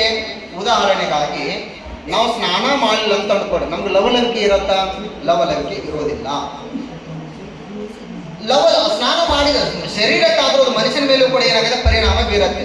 ನಾನು ಕೊಳೆಯಾದಂಥ ಬಟ್ಟೆಯನ್ನು ಹಾಕೊಂಡು ಬಂದಿದ್ರ ನನಗೆ ಲವಲವಿಕೆ ಇರತ್ತಾ? ಇರೋದಿಲ್ಲ. ಶುಚಿಯಾದಂಥ ಬಟ್ಟೆಗಳನ್ನ ಹಾಕೊಂಡು ಬರಬೇಕು. ಬಟ್ಟೆಗಳನ್ನೇ ಅಂತೇಳಿ ಶಿಕ್ಷಕರಿಗಾಗಿ ಒಂದು ವಸ್ತ್ರ ಸಂಹಿತೆಯನ್ನು ಮಾಡಿದ್ದಾರೆ. ಆಕ್ಸ್ಫರ್ಡ್ ವಿಶ್ವವಿದ್ಯಾಲಯದಲ್ಲಿ ಶಿಕ್ಷಕರಿಗೆ ಸಂಬಂಧಪಟ್ಟಂತೆ 912 ಪುಸ್ತಕಗಳದಾವು ಶಿಕ್ಷಕರ ಡ್ರೆಸ್ ಕೋಡಿಗೆ ಸಂಬಂಧಪಟ್ಟಂತೆ. ಅಂದರೆ ನಾವು ಎಂಥ ಬಟ್ಟೆಗಳನ್ನ ಹಾಕೋಬೇಕು, ಹೆಂಗೆ ಹಾಕೋಬೇಕು ಅಂತೇಳಿ. ಪ್ಯಾಂಟ್ ಅಂದ್ರೆ ನಿಂತು ಹಾಕೋಬೇಕಪ್ಪ, ಕುಂತು ಹಾಕೊಳ್ಳೋದಲ್ಲ. ಎಲ್ಲ ಪ್ಯಾಂಟ್ ಹೊಲಿಸಿರ್ತಾರೆ ನೋಡ್ಬೇಕು. ಎಂತರ ಬಾಯಿಗೆ ಕಾಲ ಕೊಟ್ಟ ಇವರು ಹೊಲಿಸ್ಯಾರ ಅನ್ನೋ ಲೆಕ್ಕ ಫುಲ್ ಟೈಟ್ ಮಾಡಿ ಹೊಲಿಸಿ ಮನೆಗೆ ಹೋದ ಕೂಡ 4 ಮಂದಿ ಜಗ್ಗಿ ತೆಗಿಬಿಟ್ಟು ಅದನ್ನ ಪ್ಯಾಂಟ್. ಒಂದು ದಿನ ಏನಾಯ್ತು ಅಂತಂದ್ರೆ ಇಂಥ ಪ್ಯಾಂಟ್ ಹಾಕೊಂಡು ಹೋದ ಅಂತ ತಿಳ್ಕೊಡ್ರಿ. ನಾನು ಕೂಡ 2012ರಲ್ಲಿ ಕೆರೂರಿಗೆ ಶಿಕ್ಷಕನಾಗಿ ಹೋದಾದ ಮೇಲೆ ಪಾಠ ಮಾಡ್ತಾ ಇದ್ದೆ ಗಣಿತ. ಪಾಠ ಮಾಡಿದ ನಂತರ ಒಂದು ಹೊಸ ಪ್ಯಾಂಟ್ ಹಾಕೊಂಡು ಹೋದ ನಂತರ ಹಿಂದೆ ಕೂತಂತ ಸಂಜಯ್ ಮುಂಡಾಸ್ ಅಂತ ಅವನ ಹೆಸರು. ನಾ ಇನ್ನೇನು ಮುಗಿಸಿ ಕೆಳಗಡೆ ಇಳಿಬೇಕು ಅನ್ನೋದ್ರೊಳಗಾಗಿ ಬಂದವ. ಸರ ಅಂತಂದವ, ಯಾಕೋ ಸಂಜೀವ ಅಂತಂದೆ. ಸರ ನಿಮ್ಮ ಪ್ಯಾಂಟ್ ಭಾರಿ ಆಗೈತ್ರಿ ಅಂತ ಅಂದ. ನನಗೆ ಆಶ್ಚರ್ಯ ಆಗಿದ್ದು ಏನಂತ ಹೇಳಂದ್ರ ಅವ ಹೇಳ್ಬಿಟ್ಟು, ನೋಡಪ್ಪ ಇದು ತೂಬ ಪಂಚರ್ ಅಲ್ಲ, ಪಾಲಗಡ್ಡಿನ ಕಿತ್ತತ್ತಿದ್ರದ ಹವಾನ ಇರೋದ್ರ ಮೊದಲ ನೀವ್ ಎಲ್ಲಿ ಹವಾ ಬಡಿಯಾಕೋಕೆ ಏನಿಲ್ಲ. ನೀನು ನನಗೆ ಅವನ ಪ್ರಶ್ನೆ ಕೇಳಿದೆ, ನೀನು 40 ನಿಮಿಷ ಏನು ಮಾಡಿದೀಯ ಅಂತ ಕೇಳಿದೆ. ನಾನು ಪ್ರಾಮಾಣಿಕತೆಯಿಂದ ಹೇಳ್ಬೇಕಂತ ಮಗುವಿನ ಕೇಳಿದೆ. ನಾನು ಪ್ರಾಮಾಣಿಕತೆಯಿಂದ ಒಪ್ಕೊಂಡ, ಸರ ನಾನು ನೇರವಾಗಿ ಮಾತಾಡ್ತೀನಿ, ಪ್ರಾಮಾಣಿಕವಾಗಿ ಮಾತಾಡ್ತೀನಿ ರೀ, 40 ನಿಮಿಷ ನಿಮ್ಮದು ಪ್ಯಾಂಟ ನೋಡೇನ್ರಿ ಅಂತ ಅಂದ್ರೆ ನನ್ನ ಬಟ್ಟೆ ಮಕ್ಕಳಿಗೆ ಆಕರ್ಷಣೆಗೆ ಒಳಗಾಗುವ ರೀತಿ ಆದರೆ ಮಕ್ಕಳ ಮನಸ್ಸು ಕೆಡುತ್ತೆ. ನನ್ನ ಪಾಠ ಮಕ್ಕಳಿಗೆ ಆಕರ್ಷಣೆಗೆ ಒಳಗಾಗುವ ರೀತಿಯಲ್ಲಿ ಆಗಬೇಕೇ ಹೊರತು ನನ್ನ ಪ್ಯಾಂಟ್ ಏನಾಗಿರಬಾರ್ದು, ಆಕರ್ಷಣೆಗೆ ಒಳಗಾಗುವ ರೀತಿಯಲ್ಲಿ ನನ್ನ ಬಟ್ಟೆಗಳು ಇರಬಾರ್ದು. ಹಾಗಾಗಿ ಎಂಥ ಬಟ್ಟೆಗಳನ್ನ ಹಾಕೋಬೇಕು, ಪ್ಯಾಂಟ ಶರ್ಟ್ ಅಂತ ರೆಮಂಡ ಲೆನಿನ್ ಇರಬೇಕಂತೇನಿಲ್ಲ. ಇರುವಂಥದ್ದನ್ನ ಶುಚಿಯಾಗಿ ನೀಟಾಗಿ ಒಂದು ಬಟನ್ ಹೋಗಿತ್ತು ಅಂತ ತಿಳ್ಕೊಡ್ರಿ. ಆ ಬಟನ್ ಹೋಗಿತ್ತು, ನಾನು ಹೊಸ ಅಂಗಿ ತರಲಾರ್ದ ಬ್ಯಾರೆ ಬಟನ್ ಹಾಕೊಂಡು ಬಂದ್ವಿ ಅಂತ ತಿಳ್ಕೊಡ್ರಿ. ಮಕ್ಕಳು ಹಠ ಮಾಡ್ತಿರ್ತಾರೆ, ನಾನು ಹೊಸ ಅಂಗಿ ಕೊಟ್ಟರು ಅಟ್ಟು ಹೋಗೋಣ, ಇಲ್ಲ ಅಂದ್ರೆ ಇಲ್ಲ ಅಂತಿರ್ತಾವ. ನಾನೊಂದು ಇವತ್ತು ಈ 3 ಬಟನ್ಗಳ ಪೈಕಿ ಒಂದು ಬಟನ್ ಹೋದ್ರೆ ಬೇರೆ ಇತ್ತು, ಬೇರೆ ಬಟನ್ ಹಾಕೊಂಡ್ ಬಂದ್ರೆ ಮಕ್ಕಳು ಡಿಸ್ಪ್ಲೇ ಹಾಕಿರ್ತದೆ. ಸರ್ಗೆ ಒಂದು ಬಟನ್ ಹೋಗೈತಿ, ಬೇರೆ ಬಟನ್ ಹಾಕೊಂಬಂದಾರ, ನಾನು ಅಂಗಿ ಹರಿದ್ರೆ ಒಗಿಬಾರ್ದು, ಹೊಲ್ಕೊಂಡು ಬರ್ಬೇಕಂತ ಮಕ್ಕಳಿಗೆ ಅನ್ಸತ್ತ. ಅಂಗಿ ಹರಿದ್ರು ಕೂಡ ಮಕ್ಕಳು ಏನ್ ಮಾಡ್ತಾಳ, ಯವ್ವ ಸೂಜಿ ಕೊಡು, ದಾರ ಕೊಡು, ಹೊಲ್ಕೊಂಡು ಹೋಗ್ಕೊನು, ಇನ್ನು ಒಂದು ತಿಂಗಳದಾಗ 4 ಗಂಟೆ ಮುಗಿತೈತಿ, 5ನೇ ಗಂಟೆಗೆ ಹೊಸ್ತಾಗ ಬರ್ತಲ್ಲ ಅವಾಗ ಅಂಗಿ ಕೊಡ್ಸಾಕೆ ಅಂತ ಹೇಳ್ತಾರ. ಮಕ್ಕಳಿಗೆ ನಾನೇನಾಗ್ತಾನೋ ಮೇಲ್ಪಂಕ್ತಿ ಆಗ್ತಾನೋ. ಇದು ಆದ ಮೇಲೆ ಇನ್ನು ನಮ್ಮ ಹೇರ್ ಸ್ಟೈಲ್ ಹೀಗಿರ್ಬೇಕು, ಸ್ವಚ್ಛತೆ ಅಂತ ಅಂದಾಗ ನಾನು ಫ್ರೆಂಚ್ ದಾಡಿ ಬಿಟ್ಕೊಂಡು ಹೆಪ್ಪುಲಿ ಕಟ್ಟಿಗೆ ಮಾಡ್ಕೊಂಡು ಮಕ್ಕಳು ಮುಂದೆ ಬಂದು ನಿಂತೆ ಅಂತಂದ್ರ ಮಕ್ಕಳು ಏನು ಮಾಡ್ತಾರ, ನಾವು 4G 2G ಒಳಗಡೆ ಇದ್ರೆ ಅವ್ರು ಎಲ್ಲಿದಾರ, 5G ದಾಟಿ ಹೋಗ್ಯಾರ. ಅವರೆಲ್ಲ ಏನು ಮಾಡ್ಕೊಂಡು ಬರ್ತಾರ, ಭಾರತ್ ನಕಾಶ, ಕರ್ನಾಟಕ ನಕಾಶ, ತ್ರಿಭುಜ, ಸರ್ಕಲ್ ಎಲ್ಲ ತಲೆಯಾಗ ಬರ್ತಾವ, ಡಿಜಿಟಲ್ ಎಲ್ಲ ತಲೆಯಾಗ. ನಾನು ಏನು ಹೇಳ್ತಾರೆ ಅದನ್ನು ಪಾಲಿಸಬೇಕು, ಮಾಡುವುದನ್ನೇ ಹೇಳಬೇಕು, ಹೇಳುವುದನ್ನೇ ಮಾಡಬೇಕು. ಪ್ರತಿಯೊಂದು ಹೆಜ್ಜೆಯೂ ಕೂಡ ಮಕ್ಕಳಿಗೆ ಕಲಿಕೆಯನ್ನು ಉಂಟು ಮಾಡಬೇಕು. ಇನ್ನು ನಮ್ಮ ಮಕ್ಕಳ ಬಳಿಗೆ ಏನು ಕಡಿಮೆ ಇಲ್ಲ. ಶನಿವಾರ ದಿನ ಮಕ್ಕಳು ಉಗುರೆಲ್ಲ ಚೆಕ್ ಮಾಡ್ತಿರ್ತಾರೆ, ಉಗುರ ಮತ್ತು ಹಲ್ಲ. ಮಕ್ಕಳೇ ಹೇಳ್ರಿ ಅಂತಾರ, ಉಗುರು ಬಿಡಬಾರದು. ಯಾಕೆ, ಆಟ ಆಡುವಾಗ ಉಗುರಿನಲ್ಲಿ ಕಲಿಸಿ ಕುಳಿತುಕೊಳ್ತೆ, ಊಟ ಮಾಡುವಾಗ ಹೊಟ್ಟೆಯಲ್ಲಿ ಹೋಗಿ ಅಜೀರ್ಣತೆ ಉಂಟಾಗಿ ಆರೋಗ್ಯ ಕೆಡುತ್ತೆ ಅಂತ ನಾವು ಹೇಳಿ ಒಂದು ಗೇಮ್ ಉಗುರು ಬಿಟ್ಟು ಮ್ಯಾಗ ನೀರು ಪಾಲಿಸ್ ಹಚ್ಕೊಂಡು ಮಕ್ಕಳಿಗೆ ಹೇಳಿದ್ವಿ ಅಂತಂದ್ರೆ ಏನು ಹೇಳ್ತಾರ ಮಕ್ಕಳು, ಟೀಚರ ನಿಮ್ಮ ಉಗುರು ನೋಡ್ಕೊಳ್ರಿ ಮೊದಲು ಅಂತ ಹೇಳ್ತಾರ ಅವ್ರ. ಅಂದರೆ ನಾವು ಮಕ್ಕಳ ಮೊದಲು ಮೇಲ್ಪಂಕ್ತಿ ನಾನು ಹಾಕಿದ ಆದರ್ಶ ಅನ್ನೋದು ಹೇಳುವುದರಿಂದ ಬರುವುದಲ್ಲ, ಪಾಲಿಸುವುದರಿಂದ ಬರುತ್ತೆ. ಅದಕ್ಕೆ ಸ್ವಚ್ಛತೆ ಬಗ್ಗೆ ನಾವು ಗಮನ ಕೊಡಬೇಕು. ಇದು ಆದಮೇಲೆ ಆಟಗಳನ್ನು ಆಡಿಸ್ಬೇಕು. ಆಟಗಳನ್ನು ಮತ್ತು ಯೋಗಾಸನ ಪ್ರಾಣಾಯಾಮಗಳನ್ನು ಮಾಡಿಸ್ಬೇಕು. ಯೋಗಾಸನ ಪ್ರಾಣಾಯಾಮಗಳನ್ನ ಯಾಕೆ ಮಾಡಿಸ್ಬೇಕಂದ್ರೆ ಒಂದು ಉದಾಹರಣೆ ಹೇಳ್ಬಿಡ್ತೀನಿ ನಿಮಗೆ. ಏನು, ನೀವು ಒಂದು ಕ್ಲಾಸಿಗೆ ಹೋಗುವಂಥ ಸಂದರ್ಭದಲ್ಲಿ ನಾಳೆಗೆ ಏನೋ ನಿನ್ನೆ ದಿನ ರೆಸ್ಟ್ ಮಾಡಿರ್ತಾರೆ, ವಿತೌಟ್ ಪರ್ಮಿಷನ್ ನೀವು ರಜೆ ಇಟ್ಬಿಟ್ಟಿರ್ತೀರಿ. ಬಂದು ಹೆಡ್ಮಾಸ್ಟರ್ ಬೈದು ಬಿಡ್ತಾರೆ, ನಾನು ದತ್ತಕತ್ತಲ್ಲಿ ನಿಮ್ಗೆ ಅಡ್ವಾನ್ಸ್ ಹೇಳಕ್ಕೆ ಏನಾಗಿತ್ತು, ನಿಮಗೆ ಬೇರೆ ಟೀಚರ್ ಕೊಟ್ಟಿನಿ, ಮೊದಲ ಹೇಳಿ ನಿಮಗೆ ಕೊಡ್ತಿದ್ನಿ ಅಂತ ಹೇಳಿರ್ತಾರೆ. ನಿಮಗೆ ಅನಿವಾರ್ಯ ನೀವು ತೊಗೊಂಡಿರ್ತಾರೆ, ಅವರು ಬೈದಿರ್ತಾರ. ಮಕ್ಕಳು ಕ್ಲಾಸ್ ಅವ್ರು ತೊಗೊಂಡಿರ್ತಾರೆ, ಅವ್ರಿಗೆ ನಮಗೆ ಹಿಂಗಿರ್ತೈತಿ, ಅವ್ರಿಗೆ ನಮಗೆ ಹೆಂಗಿರ್ತೈತಿ, ಹೆಂಗಿರ್ತೈತಿ. ಅವ್ರು ಏನು ಮಾಡ್ತಾರ, ಇನ್ನೂ ನಿಂತತ್ ನೋಡಲ್ಲ, ನಿನ್ನೆ ಬಿಟ್ಟದ್ದು ಬಂದು ಇವತ್ತು ಕ್ಲಾಸಿಗೆ ಕವರ್ ಇಲ್ಲ, ಇನ್ನೂ ನಿಂತತ್ ನೋಡ ಅಲ್ಲಿ ಅಂತ. ಹೆಡ್ಮಾಸ್ಟ್ರು ಬೈದಿತ್ತು ನಮ್ಮ ತಲೆಗೆ ಬಿದ್ದಿರ್ತದ, ಇವ್ರು ಅಂದಿದ್ದು ನನ್ನ ತಲೆಗೆ ಬಿದ್ದಿರ್ತದ. ಅವ್ರಿಬ್ಬರದು ಅವ್ರ ಮುಂದೆ ತೀರ್ಕ ಈ ಜನ್ಮದಾಗಂತೂ ಆಗೋದಿಲ್ಲ. ಬಂದು ನಾವು ಏನು ತಿರ್ಸ್ಕೊತದನ ಕ್ಲಾಸ್ ರೂಮಿಗೆ ಬರುವುದ್ರ ಒಳಗಾಗಿ ಮಕ್ಕಳು ಗಲಾಟೆ ಮಾಡ್ತಿರ್ತಾರ. ಗೊತ್ತಕ್ಕಂದ್ರೆ ನಿಮ್ಗೆ ಅಭ್ಯಾಸ ಮಾಡ್ಕೊಂಡು ಕುಂದಿರ್ತೀನಿ, ಪೇಪರ್ ಹಿಡ್ಕೊಂಡು ಅಂತ ಹೇಳಿದ್ನಿ, ಏನಾಗಿದ್ದಾನೆ ಕೆಟ್ಟಬ್ಯಾನ್ ಅಂತೇಳಿ ಬೈದು ಇನ್ನೇನು ಸಾಕು ಅನ್ನೋದ್ರೊಳಗಾಗಿ ಕೈಯಾಗ ಬಡಿಗಿರ್ತದೆ. ನಿಯಂತ್ರಣ ತಪ್ಪು ಒಂದು ಮಗುವಿಗೆ ಹೊಡಿತು. ಒಂದು ಮಗುವಿಗೆ ಹೊಡೆದ ತಕ್ಷಣ ಕ್ಲಾಸ್ ಪಿನ್ ಡ್ರಾಪ್ ಸೈಲೆನ್ಸ್. ನಾವು ಹಿಡ್ಯಾಕ 4 ಮಂದಿ ಬೇಕು, ಖರ್ಚಾಗಿರ್ತದೆ 1098 ಕಂಪ್ಲೀಟ್ ಕೊಡಕ್ಕೆ ಸಜ್ಜಾಗಿರ್ತದೆ ಮಂದಿ. ಇದು ಇಷ್ಟ ಆದ್ರೆ ಸಾಕು ಪುಣ್ಯ. ಇನ್ನ ಮೀಡಿಯಾದವ್ರು ಇರ್ತಾರ, ಏನು ಏಕಾದರೂ ಬಡಿಯುವುದುಂಟು ಈ ಶಿಕ್ಷಕಿ ಈ ಮಗುವನ್ನ ತಗೋರಿ. ಕೊಡುತ್ತಾ ಹೋದಾಗ ಗೊತ್ತಾಯಿತು ಮಗುವಿನ ಮನೆ ಶಿಕ್ಷಕಿಯ ಮನೆ ಅಕ್ಕ ಪಕ್ಕ. 2 ವರ್ಷದ ಹಿಂದೆ ಮಗುವಿನ ತಾಯಿಗೂ ಶಿಕ್ಷಕಿಗೂ ಸಣ್ಣ ವಿಷಯಕ್ಕೆ ಗಲಾಟೆಯಾಗಿತ್ತು. ಆ ಸಂದರ್ಭದಲ್ಲಿ ಶಿಕ್ಷಕಿಗೆ ಮಗುವಿನ ತಾಯಿ ಅವಮಾನಿಸಿದ್ದಳು. ಆ ಅವಮಾನದ ಸೇಡನ್ನು ತೀರಿಸಿಕೊಳ್ಳಲಿಕ್ಕೆ ಶಿಕ್ಷಕಿ ಮಗುವನ್ನು ಬಳಕೆ ಮಾಡಿಕೊಂಡಿದ್ದಾಳೆ. ಎಲ್ಲಿಯೂ ಇಲ್ಲ, ಟಿವಿ ನೋಡಿದಲ್ಲಿ ಉಂಟು. ಆ ಪುಣ್ಯಾತ್ಮಗಳಿಗೆ ಏನು ತೋರಿಸ್ಬೇಕಂತ ಮೊದಲು ಖಬರಿಲ್ಲ, ಏನು ನೋಡ್ಬೇಕಂತ ನಮ್ಮ ಸಮಾಜಕ್ಕೆ ಮೊದಲು ಖಬರಿಲ್ಲ. ನಾವು ಯಾಕೆ ಅದಕ್ಕೆ ಆಹಾರ ಹಾಕಬೇಕು, ನಾವು ಮೈ ತುಂಬ ಕಣ್ಣನ್ನು ಇಟ್ಕೊಳ್ಬೇಕು. ಅದ ಶಿಕ್ಷಕಿ ಉತ್ತಮವಾದಂಥ ಕೌಶಲ್ಯವನ್ನು ಅಳವಡಿಸಿಕೊಂಡು ಉತ್ತಮವಾಗಿ ಪಾಠವನ್ನು ಮಾಡ್ತಾ ಇರ್ತಾಳೆ. ಉದಾಹರಣೆಗೆ ಗಣಿತದ ಮೂಲ ಸಂಕಲನ ಅನ್ನುವಂಥ ಕ್ರಿಯೆಯನ್ನು ಕಲಿಬೇಕಾದ್ರೆ ಆ ಶಿಕ್ಷಕರ ಬಾಯಿಯಿಂದ ಕೇಳಿ ಕಲಿತಾಗ ಸಂಕಲನದ ಗೊಂದಲಗಳೇ ನನ್ನಲ್ಲಿ ಬರೋದಿಲ್ಲ. ಆ ಶಿಕ್ಷಕರಿಂದ ಸಂಕಲನ ಕ್ರಿಯೆ ಕಲಿಬೇಕು ಅಂತೇಳಿ ಮಗು ಹೇಳಿರ್ತಾರಲ್ಲ, ಅದನ್ನ ಏನಾದರೂ ವಿಡಿಯೋ ಮಾಡಿ ಯೂಟ್ಯೂಬಲ್ಲಿ ಅಥವಾ ಮೀಡಿಯಾದಲ್ಲಿ ತೋರಿಸಿದ್ದೆ ಆದರೆ ನನ್ನಂತ ಸಾವಿರಾರು ಜನ ಶಿಕ್ಷಕರು ಆ ಕೌಶಲ್ಯವನ್ನು ಕರಗತ ಮಾಡಿಕೊಂಡು ಪಾಠ ಮಾಡಿ ಸಂಕಲನದ ಮೂಲ ಕ್ರಿಯೆ ಅನ್ನುವಂಥದ್ದು ಕಾನ್ಸೆಪ್ಟ್ ಕ್ಲಿಯರ್ ಮಾಡಲಿಕ್ಕೆ ಅದು ನಮಗೇನಾಗುತ್ತೆ, ಸಹಾಯಕ ಆಗುತ್ತೆ. ಅದಕ್ಕೆ ಯಾಕೆ ನಾವು ಆಹಾರ ಹಾಕಬೇಕು? ಅದರ ಬದಲಾಗಿ ಮಕ್ಕಳೇ ಕಣ್ಣು ಮುಚ್ಚಿ ನಿನಗೆ ಇಷ್ಟವಾದ ದೇವರನ್ನ ನೀನು ನೆನಪು ಮಾಡ್ಕೊ. ದೀರ್ಘ ಉಸಿರಾಟ ಕ್ರಿಯೆಯನ್ನು ಮಾಡು. ನಿನಗೆ ಇಷ್ಟವಾದ ದೇವರನ್ನು ನೆನಪು ಮಾಡ್ಕೊಂಡು ನಾವು ಹೇಳಬೇಕು. ಇಲ್ಲ ಮಂಜುನಾಥನ ನೆನಪು ಮಾಡ್ಕೋಬೇಕಾ, ಬ್ಯಾರೆ ಯಾರು ಇಲ್ಲ ಅಂದ್ರೆ ಮತ್ತೆ ಜಾತಿ ಐತೆ ಭಕ್ತಲ್ಲಿ. ನಿನಗೆ ಇಷ್ಟವಾದ್ರೆ ಯಾರು ತನ್ನ ತಂದೆ ತಾಯಿ ತನಗೆ ಬೇಕಾದ್ರೆ ಇದು ಮಾಡ್ಕೋ. ಉಸಿರು ಒಳಗಡೆ ಹೋಗ ತಂಪಾದ ಅನುಭವ, ಹೊರಗಡೆ ಬರುವಾಗ ಶಾಖದ ಅನುಭವ.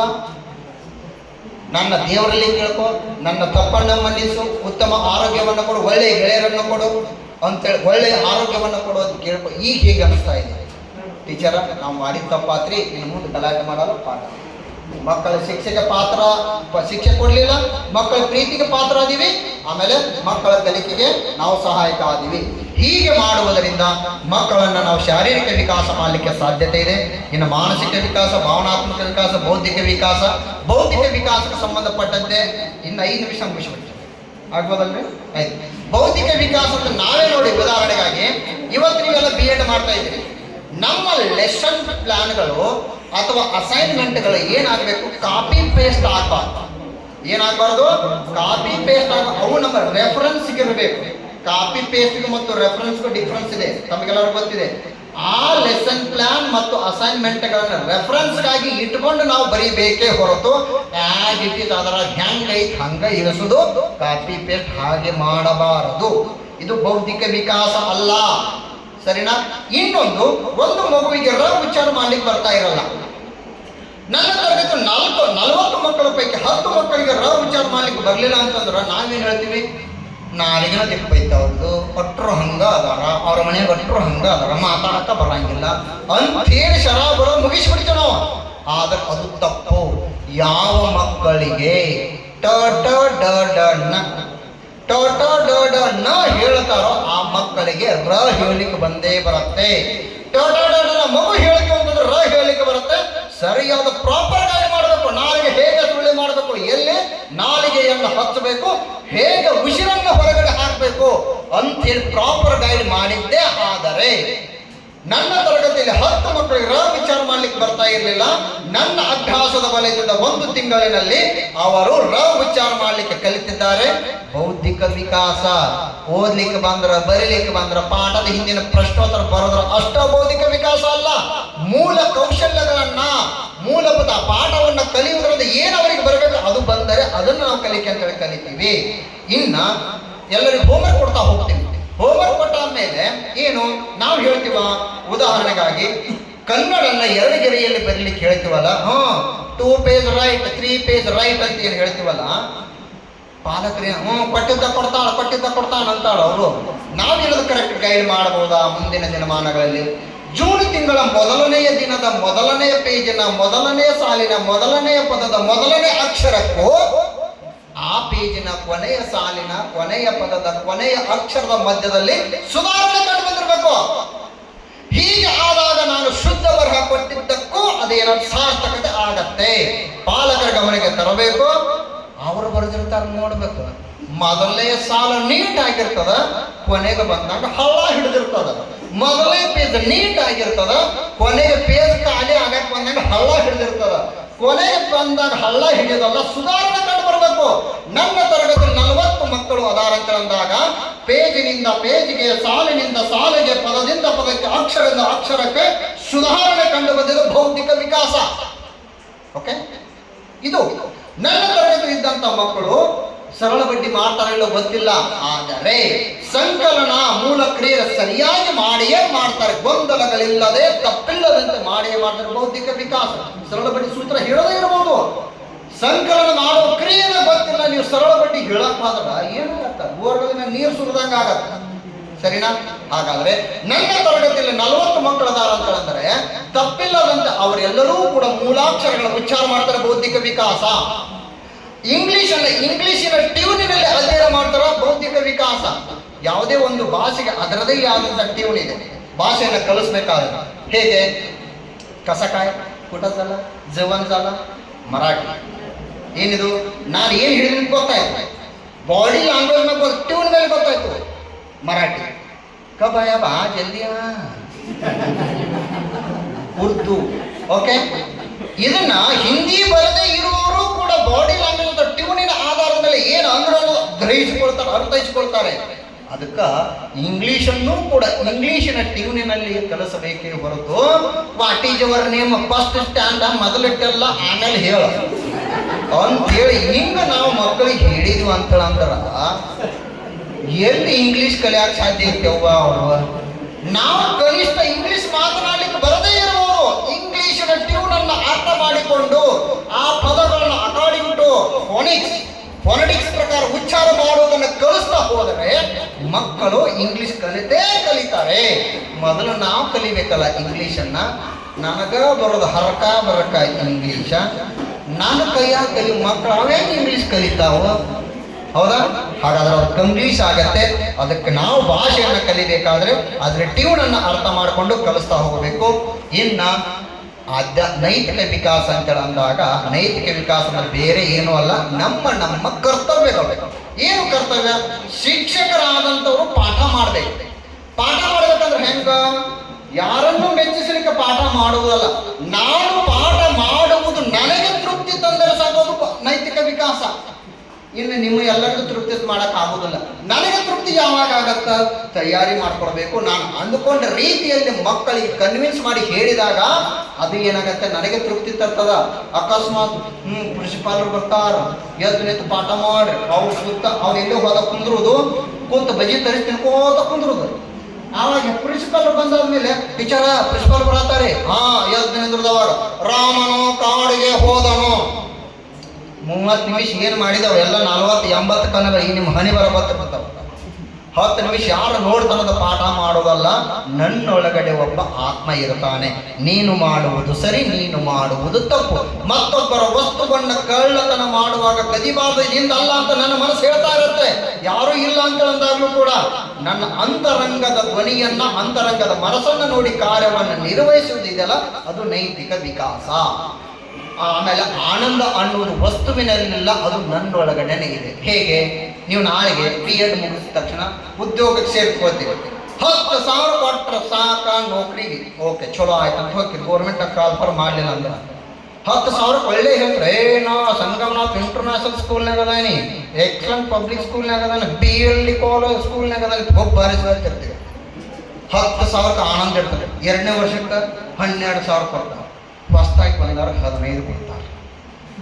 ಹೊಸ್ತಾಗಿ ಬಂದವರಿಗೆ 15 ಕೊಡ್ತಾರೆ. ಮೊದಲನೇ ವರ್ಷ 10,000 ಆನಂದ ಕೊಟ್ಟಿತ್ತು, 2ನೇ ವರ್ಷ 12,000 ಕೊಟ್ರ, ಹೊಸ್ತಬರಿಗೆ 15 ಕೊಟ್ಟಿದ್ರು.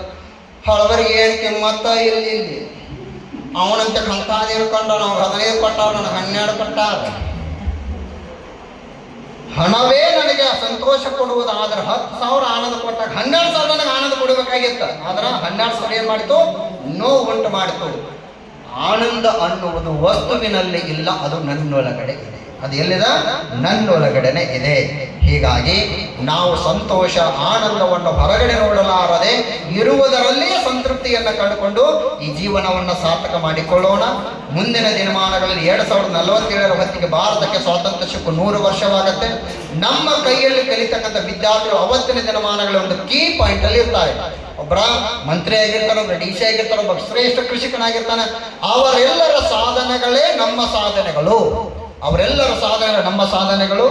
ನನ್ನ ಕೈಯಲ್ಲಿ ಕಲಿತಕ್ಕಂಥ ವಿದ್ಯಾರ್ಥಿ ಒಬ್ಬ ಉನ್ನತ ಶಿಖರಕ್ಕೆ ಏರಿದಾಗ ಅವನು ಏರದೇ ಇರುವ ಎತ್ತರಕ್ಕೆ ಏರಿ ನಾನು ಆನಂದವನ್ನು ಅನುಭವಿಸಬೇಕು.